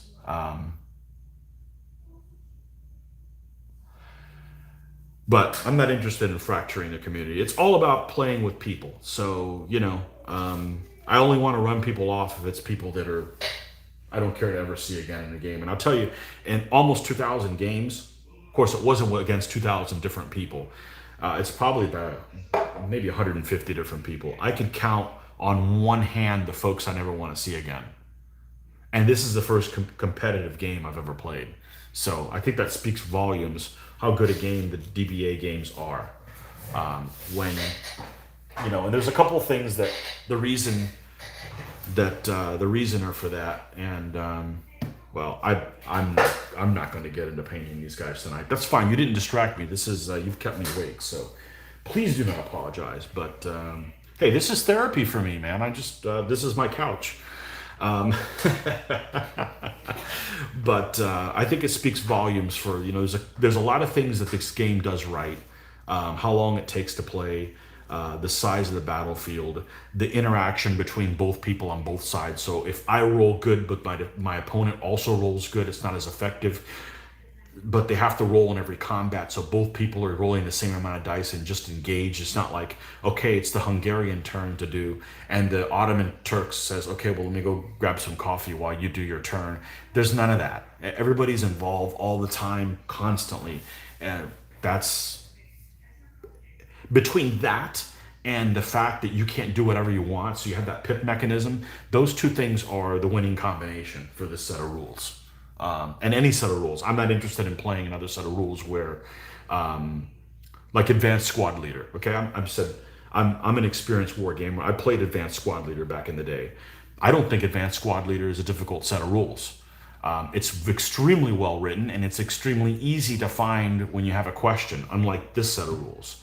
But it's very bad in the fact that it's structured with phases, and unless you're taking a morale check as a result of some fire during the opponent's fire phase, you're basically sitting around sucking on your thumb while the other guy's doing everything he does. And it just, I've done that type of game. It doesn't work.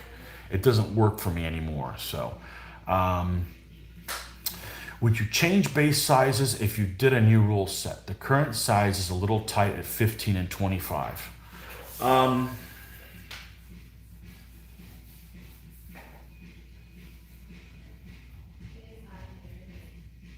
If I did a new rule set, let's talk about Renaissance. The mounted would probably stay on exactly the same size stand. You're going to have light horse, you're going to have knights, you're going to have cavalry kind of stuff. That can all stay on 40 by 30s. Oh, I know one thing. If I'm doing pike is all one element now. You're not going to have back yourself up. So there's no pikes that are on this. Pikes, I envision pikes to be on this size. Okay, so if you've got like a Swiss keel or something like that, they're going to be at least this size. Okay, and it's different. It's totally different. So if you're really interested in the Renaissance, and you have a computer, and you don't have this game yet, I would recommend is it Slytherin or Matrix? I think it's Slytherin. Makes a set of rules called a game called Pike and Shot. It's actually the author for it is Richard Bodley Scott, which was the co-author for DBA 2.2. He might have been co-author for earlier versions of it as well. But you know the game. Okay, if you like the Renaissance period, play that, because there's some things that are in that game that will definitely be in anything I do, because they got a lot of things right in that. First of all, the game looks like it should. But it's also it's on a hex grid, but not on a hex grid. But I highly recommend that. You get a lot of value. It's like a $20 game or something like that, and you get a lot of replay value out of that. If you've played that game, you know where some of my thinking comes in. But just imagine something like that with pips, because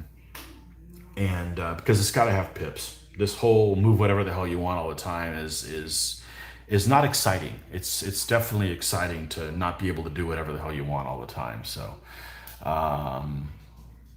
square grid, yeah, it's square. It's kind of like what's that simple game that's Battle Academy? It's like Battle Academy, which is also a very cute looking little game.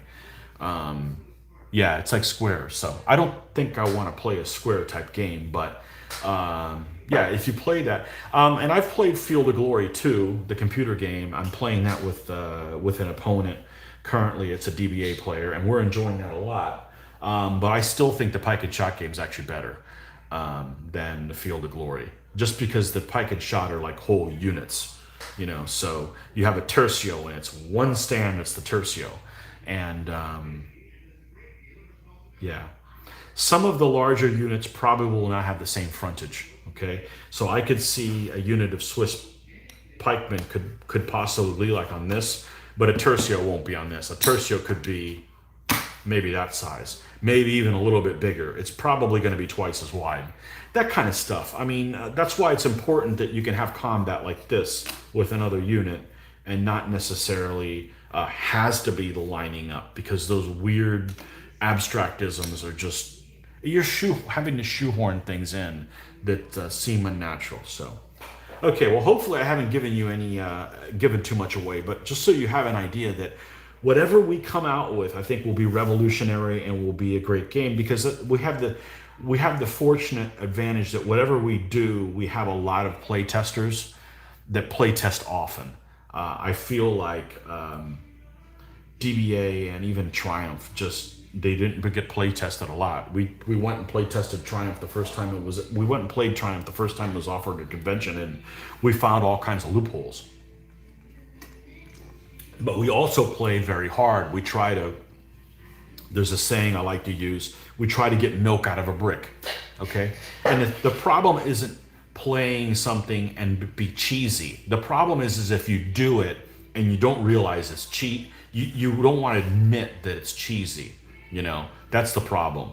There's nothing wrong with, you know, it's like the tax code, okay? You know there's loopholes in the tax code, but admitting that there's no loopholes and it's fair is the wrong way to go about it. The way is realizing, okay, these are problems and let's fix them so people can't get away with X, Y, and Z. That's as political as I'm going to get. But, you know, that's what I'm getting at is admit that there's problems and try to fix those problems. Not just, oh, well, I need to make sure there's a backdoor way to get in it so that when I'm playing somebody, I get to use it against them and then win. That's the wrong people that should be designing games. Those people shouldn't be designing games. So, I love the new Coruscant figures for the 1480s and 1520s. I know beautiful knights need good rules. Yeah, I need to retire. I need to quit my day job, and then I can work on that full time. But I've got lots of material for that, and that's my favorite time period. I love the 1500 stuff. Love it. Not really interested in the 30 Years War stuff. So doesn't mean I hate it, but then you start. More of the armies are very similar the later you go, and I like the differences that happened from Italian wars to, you know, I like the Italian war stuff. I like the initial Ottoman invasion stuff. I like the Dutch rebellion stuff. I like the French war religion. I like the invasion that never happened of the Armada, that kind of stuff. I've got probably 7 or 8 armies of that period unpainted. So that's going to be the catalyst to paint that. So I love that stuff. So like I said, I'll get around to it if I get around to it. I don't want to stress out about it because I don't want it to be shoehorned. It'll be freaking awesome, or it won't be, you know. So it would include Tudors and Scots for that period. Yes, absolutely. Yeah. So yeah. So play Pike and Shot for sure. It's a good game. It's got the Tudor stuff, and you know that. That's what I was going to start working on, is basically any armies that are DBA armies that I can, when I start working on the Renaissance rules, add a couple of elements to them. Like I've got a whole Ottoman Turk army, so we can use them to try out the Turkish stuff. But you know, the Turks need to have a range shooting ability with their cavalry. It may not be big. It may only be half a base width. It may only be one base width. It's not like they're going to be able to shoot the same way as bows, but the fact they can only exert their effect when they're in close combat is a little silly.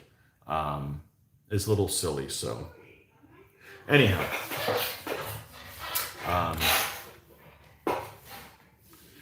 right. Are we going to get anything done on these guys? Well, there's some plate.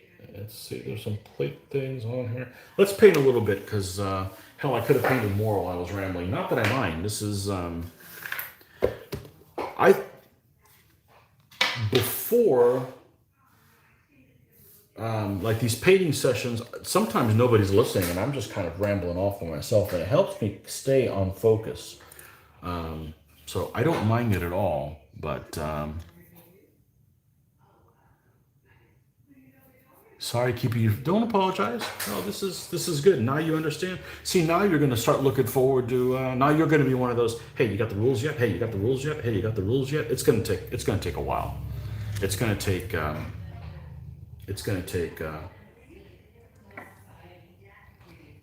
If all I did was not work on them.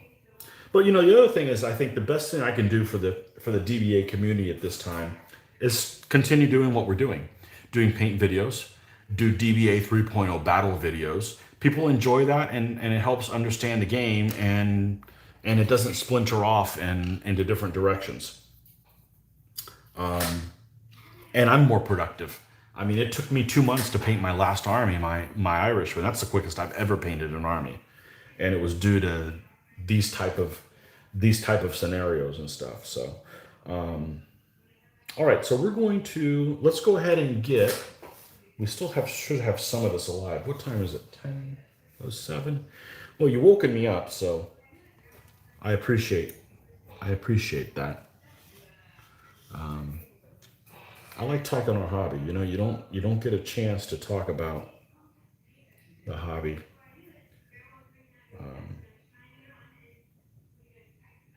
with people on a day-to-day basis. Well, you do if you're doing these painting sessions. But anyhow, that's where I'm getting with the whole Renaissance thing. So now it's 2 days in a row that we're talking about Renaissance, get people's juices going. But it's not just a okay. We'll kind of try to make it so that everything in 3.0 works and it'll be kind of Renaissancey. I'm not interested in that at all. I won't mess with it at all. I want it to be feel like you just made decisions that someone would have during that period. So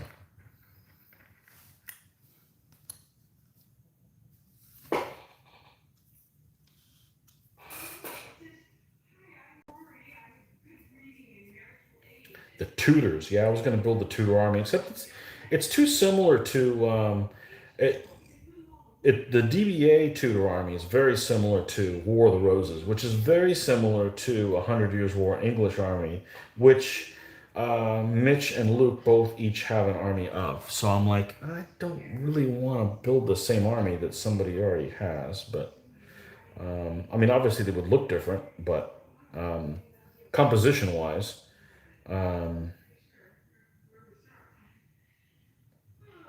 I've got the Turks built. Obviously, they don't have all the Renaissance elements to them, but I've got them to do them, and I've got Maximilian to do them. I've got the Spanish. I got the French.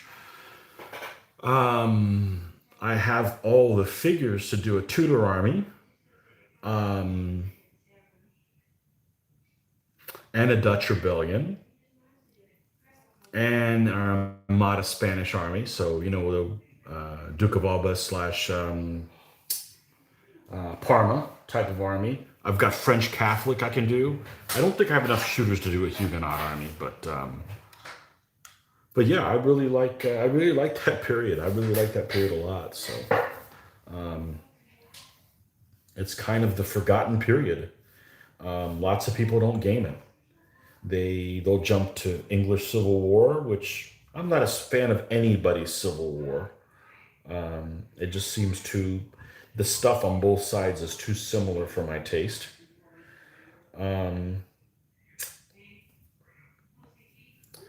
But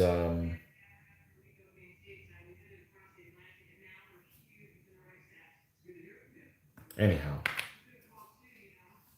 the Swiss make it really interesting. When the Swiss pikemen are involved, it's really interesting, and they are a unit that will have its own factors.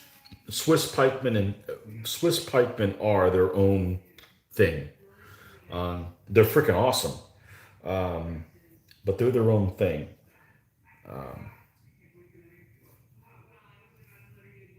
You kind of have to. You have to do that, or you're not going to get the period thing.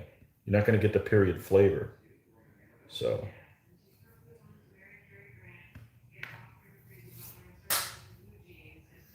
these guys are just kind of wearing like these plate mail knee pads,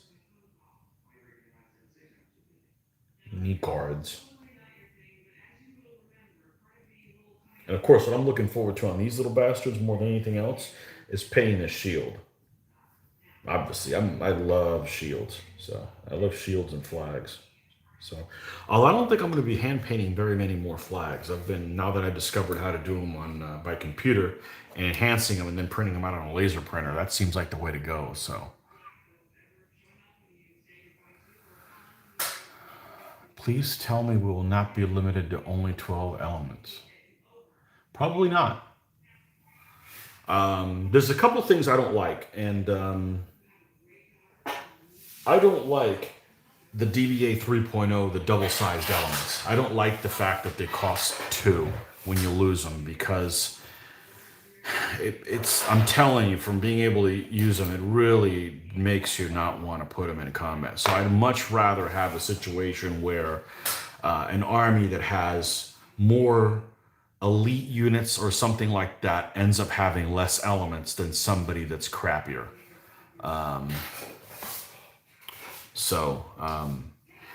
Because you can always take those units and say, oh, I'm going to do the Battle of Fort Novo, and you could just say, okay, well, how many pike units were in it, and then you can always build it and do your own order of battle. But it's 12 on 12. Yeah, it's not necessarily going to be 12 on 12.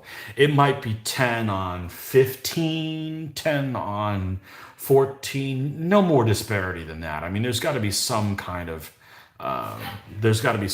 parity and stuff like that. But it might be one of those things where, you can take a unit of, you're going to have a core force where you always have to take these elements, and then you get to choose from these other ones.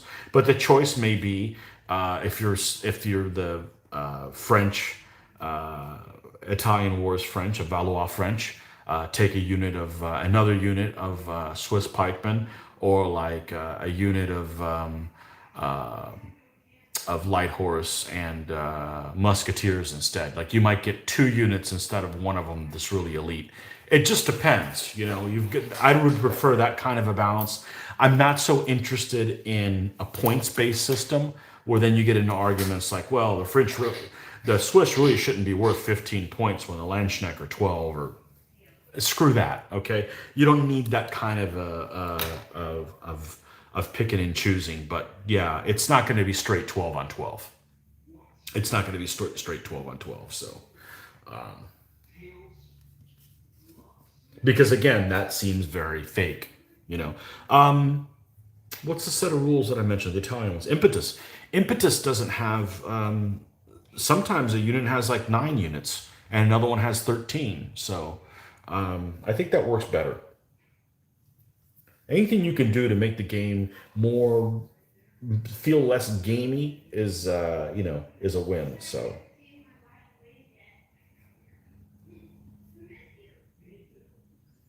but when we go to work on them, it'll just be in one specific period. Like, for instance, we may just do, okay, we're going to get the French and the Spanish for the Italian wars working right in relation to each other, and then add it like Venice or Milan, and then get them to all work right, and then add the Turks, or start with the Turks and the Maximilians against each other and get them right before you start adding other things. Not like, okay, here's the rules for everything, So now I want to start collecting Italian war figures. Well, the good news is, so I have a problem with Coruscant miniatures, and it's not really a problem. It's just like a coincidence. Every time I work on an army, as soon as I'm done with it, those sons of bitches come up with I'm just saying that just to say something. I'm sure he's a nice guy.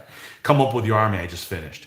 So I finished my Ottoman Turks, picked them from all different things. As soon as I'm done, Coruscant comes out with Ottoman Turks. You mother, but I'm not going to, I'm happy painting second and third tier figures, because they are more, I'm not going to say challenging, but they've been around for so long, they don't get enough love. And some of these crappier figures paint up okay.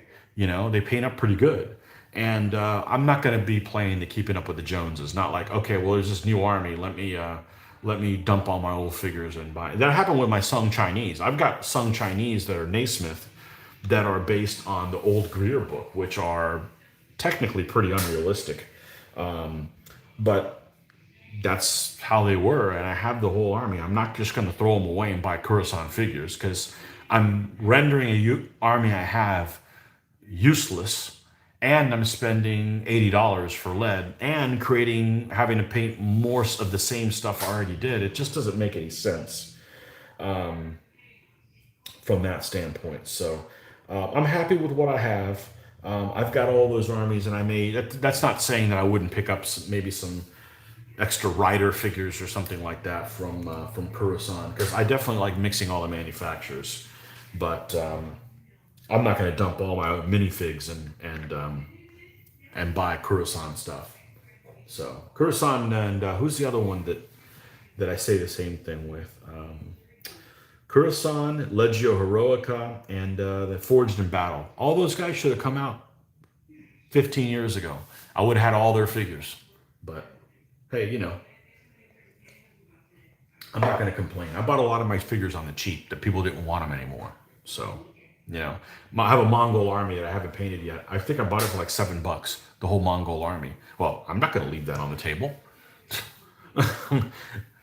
So, yeah, I haven't seen the Forged in Battle figures yet either. But, Doug, where are you at? You in the UK? Which I figured you'd be in the UK, but man, it's freaking. You need to get some sleep. UK.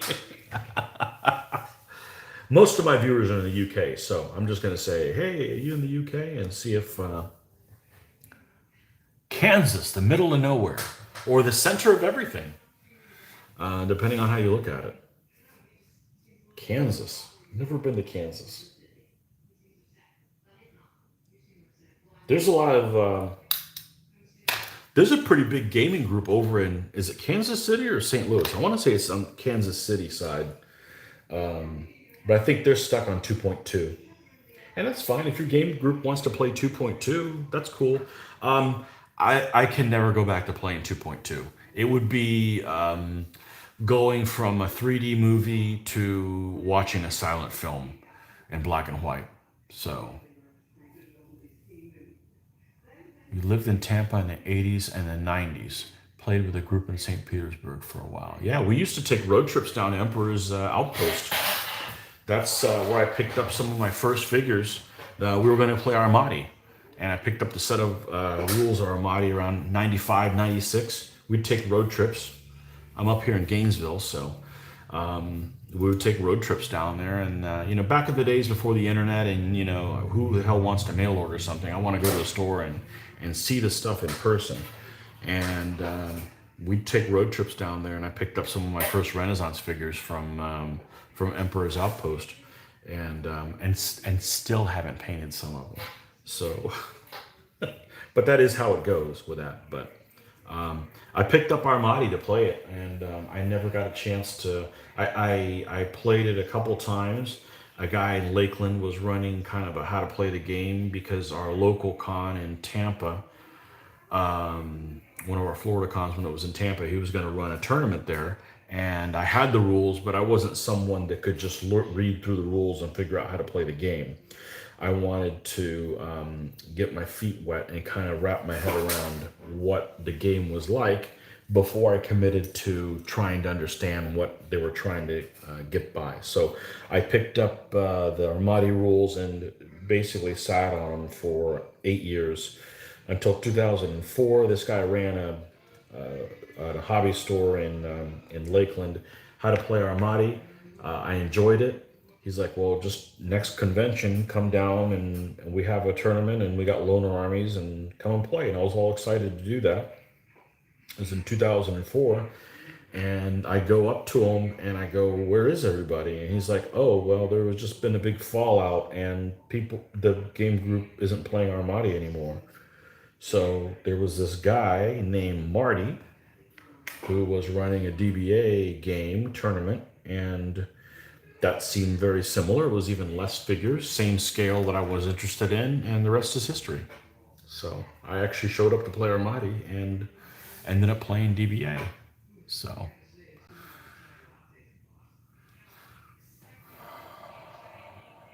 15 or 25. Yeah, I don't like 25s. I can't, no, I'm not spending 8 hours on a figure. And that's what it would be.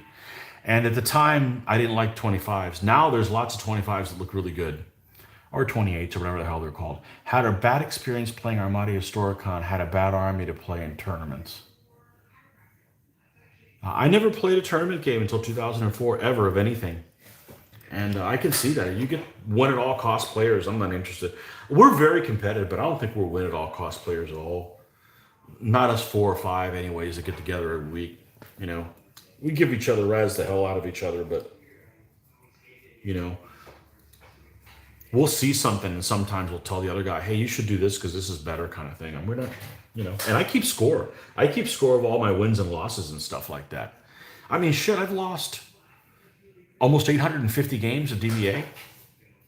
What's losing another 10 games? Who cares? No, I've won about 980 of them, but, I'm still in the positive. Please let me stay positive. But, I mostly keep track of scores just for razzing and just so you can remember things, because you don't write stuff down and the details get forgotten, so. My fault is I love Alexander's successful armies and have to have elephants. Well, this is one of those time periods where I don't like elephants. I like painting them, and obviously they look cool, but I don't like how I'm a control freak, and elephants don't really go well with a control freak.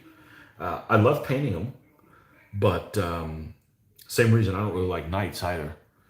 Love painting them. I just don't like how impetuous they are. But it is a factor to consider and everything. But if you come from like a World War II background, where I do, you want to do elephants because you never get a chance to do elephants in World War II. Obviously, you want to paint some different stuff. You get to paint colorful things, that sort of thing. What time is it? I'm gonna go grab. I need. You have dried my throat out, so I'm going to get a refill on this. It's probably just going to be water, and I will be right back in a jiff.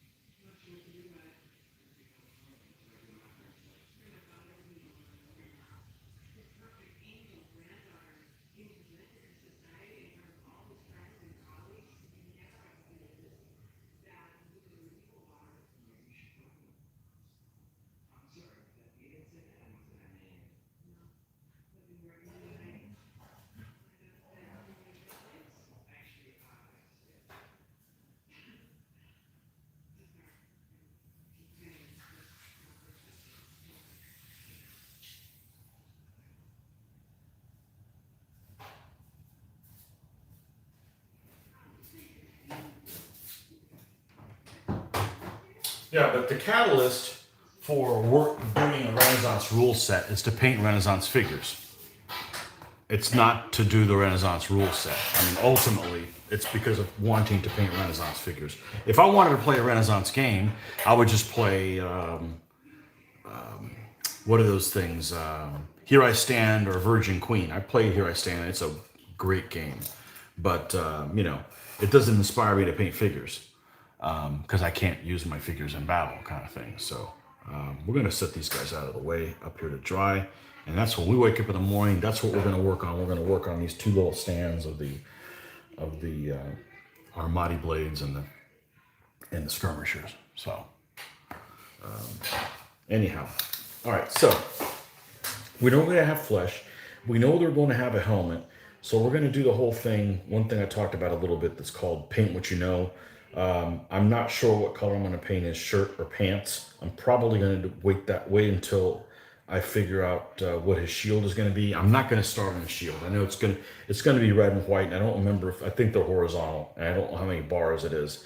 But that's what will work in the morning after those guys. I need to start that fresh. But that's the things that you just got to consider when you get started on this. If you know something, if you're kind of at a impasse and you don't know what color to paint something, then paint something else so that it helps you make a decision how the colors will end up going together. Because I can pretty much get to anything I can see. Anything that has like separate shields or something like that, riders on top of horses, I glue them all. I do all the gluing first, and because I can reach anything I need to with a paintbrush, and if I can't reach it, well then it wasn't really that important. So yeah, we're gonna have to have a shirt color here on that, and also it looks like he's got leggings on, and I like to gripe about Essex figures a lot, but these guys have really good faces. The problem with Essex figures is just some poses are just odd. This is not a good example. These guys don't have an odd pose at all. These are cool figures, um, but um, but anyhow,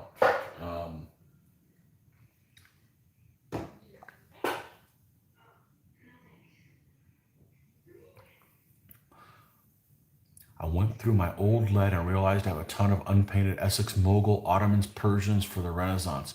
Are they old Mike's models? I've got a bunch of Moguls as well.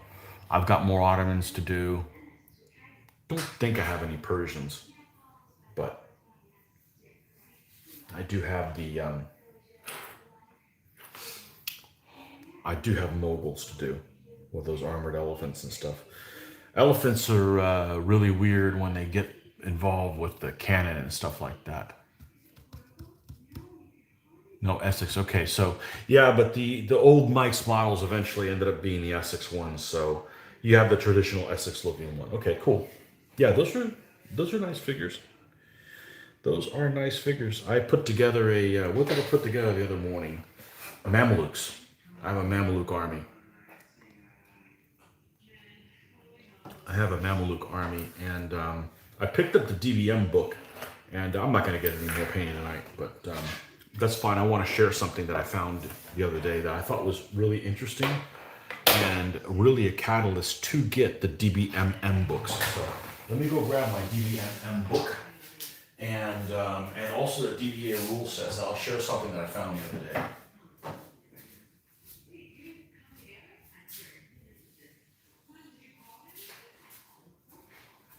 I do well starting painting at 5 a.m. Starting at 10 o'clock at night. Just no, that's not a good combination. So we're going to take one army in particular and look at it, and that is the Mamluk army. I did my 9.5 hour long extravaganza last weekend, and I put together several armies that I had figures for, just for fun, because I was kind of trying to eliminate choices that I may have for building my next army that the Hungarians ended up winning out on. But here is, okay, here is, yes, I think the DBM book is worth getting because they're only like 18 bucks. And I didn't buy them all at once. I have all the DBM books, so that's supposedly more compatible with the DBA 2.2, but the stuff here should be equivalent with the DBMM books. So I got the book 4 because that's the period I'm interested in because it's Renaissance-y. Well, let's pull up the Mamluks. I believe they're book 4, 45. Let's see if I got that right.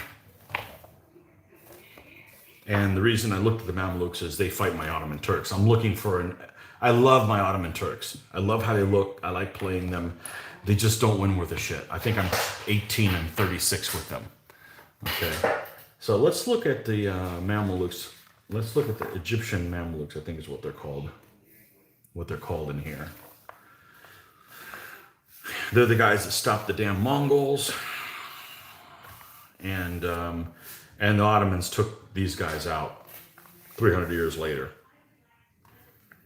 But so here's the interesting thing, okay? So if you look at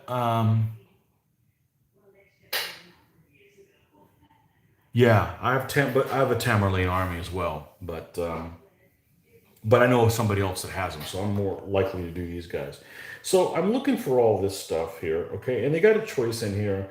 You know, all the army lists, they can have some of this, some of that, some of this, some of the other ones. They have right here in the middle of their army list, they can have a light horse or a solid crossbowman or Mamluk mounted Nafatun, which are considered knights. What these guys are guys that throw naphtha. So they're flaming grenade throwers, Molotov cocktail throwers kind of stuff, or guns, artillery. So they can have an artillery piece. Okay, now if you look up here and it says the description of Mamluk army, the artillery were first used in a field battle in 1517. So what that immediately tells me is, look at the army list. The army, I'm sorry, you guys have to read it upside down, but I don't want to flip it because then I can't read it upside down. 1250 AD to 1517. So it goes from 1250 to 1517, and here it says the artillery were first used in a field battle in 1517. So they were first used in a battle in the last year of the army list. So that means if I want, it's not very useful to build an artillery piece because technically I should only be able to use it in the last year these guys were around before they got destroyed by the Turks. Okay? You with me all there? Okay, now, if you look in the DBM army list for the same army, this is 445. Okay, here's Mamluks. Of course, here's all the point values and everything, but I only tell part of the story. So you look down here and they have a stone thrower that's a superior artillery. It's available in this zone here. This is kind of the core. Let me make sure that this is still on the, okay. This stuff here, I'm gonna try to hold this upside down and see how successful I'll be. Probably not very successful. They have an artillery piece that's always available from 1250 to 1517. And it's a stone thrower. And of course, you could use whatever the hell you want, but if you're going to go through all the trouble of painstakingly painting these figures, you might as well try to make them as realistically as you can. Okay? But then down here, you go replace stone throwers with light guns, all of them, after 1340. So I'm going to build these guys. I'm not interested in a late Crusades period. I'm interested in an enemy for my Ottomans. So my artillery is going to be light guns, but here it says I can use it all the way from 1340. But in here, the description, it says 1517 used for the first time. So you're like, huh? So that's why it's useful, I think, to have this book so that it gives you more detail about what you could possibly use. So look at this thing. Here's some interesting notes on here, okay? I'm not going to be able to read this upside down, okay? So just bear with me. I apologize. After 1490, convert Halka, okay? Halka are cav in this army, and they have a choice here. They can have 2 units that are cav, or a Halka, which is cav or 3 bow or handgunners. So we're going to talk about that option right here that they can have. The description for them is, after 1490, convert the Halka to skirmishing handgunners, which are superior Saloy, okay, or mounted on camels with earmuffs, regular mounted Saloy superior. That's cool. That's a really cool thing. Earmuffed camels. I guess they put earmuffs on the camels so they wouldn't freak out when they shot the handgunners off the backs of them. You know, you get $18 worth of enjoyment out of this thing. Now, I didn't go and order them all because I'm mostly interested in book 4, then book 3, then book 2, and oh, there's a book 1? Yeah, I'm not really interested in book 1. Mainly because I'm not interested in painting stuff from book 1 because there's no shields, no flags, that kind of thing. You know, no references other than steles and the Old Testament really to go on by, you know, what, oh, and let's not forget the Odyssey, Homer's Odyssey. You know, there's not a whole lot of information, so I have to invent too many things out of thin air. But I think I think this is very interesting. Look at this Yuan Chinese list. This is Genghis Khan's army. Not Genghis Khan, Kublai Khan's army. After he took over it's 1260, so it's after he took out the Jin dynasty. Okay, and he was going after the Sung all the way through the point where he was overthrown. The Yuan were overthrown by the Ming. But there's a thing here that says you could replace the commander in chief on a horse with a commander in chief with a regular general on elephant. So you could have this is only if it's Kublai. So only if it's Kublai Khan. Let me make sure this is not on the. Make sure it's on the screen here. Only if it's Kublai Khan in China or Mongolia from 1279 to 1294. So you could have a Kublai Khan figure on an elephant. That's pretty cool. Now, you wouldn't legally be able to use it in the Yuan Chinese army because there's no elephants allowed, but you could use it as your camp. That's kind of cool. So you're finding out, historical information that you could use to kind of make your army a little bit more interesting looking. So I think these are definitely worth it. That's why I got the DBM books, but the DBM goes with the DBA 2.2. This is more in line with the, there we go. This is probably better. There we go. But yeah, I highly recommend getting them, especially who sells those camels? I don't think anybody sells camels with with earmuffs. You could use them. You could put green stuff. That's cool. That's cool stuff. I mean, this is I like this because it's historical. So you get to learn about things that really happened, and you get to paint them, and then you get to play with them. Anyhow, yeah, very very cool stuff. So.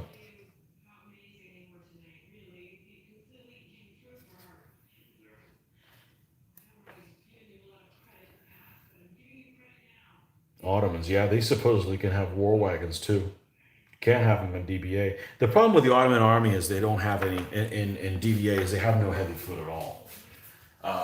There's so many people that make heavy infantry for janissaries, and there's no janissaries that have heavy infantry in the army. It's very lacking. So even though they're very mobile, their heaviest hitting foot troop is the Aguilars, if you take them, which is just a fast horde, and you only have one. So the aggression for and almost all mounted really makes them give them an uphill battle with that. And but they look beautiful. They're a fun army, so you know. But they look like a better army than my medieval Irish, but my medieval Irish are now 4-1. So, as opposed to 18-36. But anyhow, okay. Well, I think that's going to be a wrap for tonight. I should be on tomorrow morning as well. Janissaries are the same. Yeah. So, what about the rules for DBMM? I don't need the rules for DBMM. They're just. I'm never going to play DBMM. It would take me too many. It's too many troops. And even though there's a DBMM 100 version that's DBA sized battles, it's still the same Barker wording. So I'm going to have to play the game 120 times to get half of it right.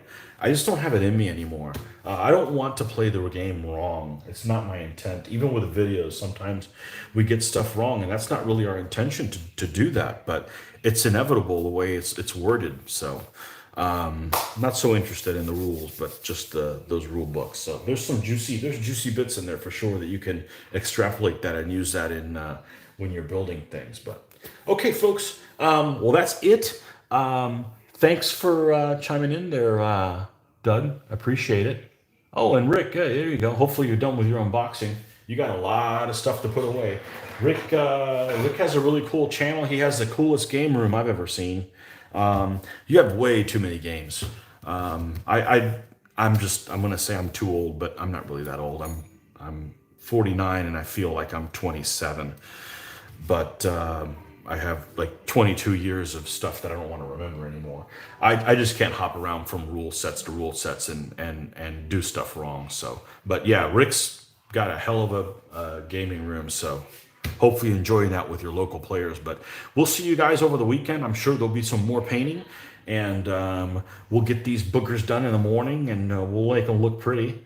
And you know, defending Eastern Europe from the Turks. They don't know that the Turks are coming, or 18 and 36. But anyhow, one thing I mentioned when I do these guys as a match pair for the Turks, I'm going to have to dumb them down, meaning I'm probably not going to be able to use the war wagons. I got to either replace them with Saloy, just so it's kind of more of an even battle. They do have some knights, and the Turks can deal with knights just fine. It's the heavy foot they can't deal with really well. So, but anyhow, we'll catch you guys over the weekend, and there'll be some more painting goodness. You guys have a good night, and thanks for hanging with me. See you guys later. Bye-bye.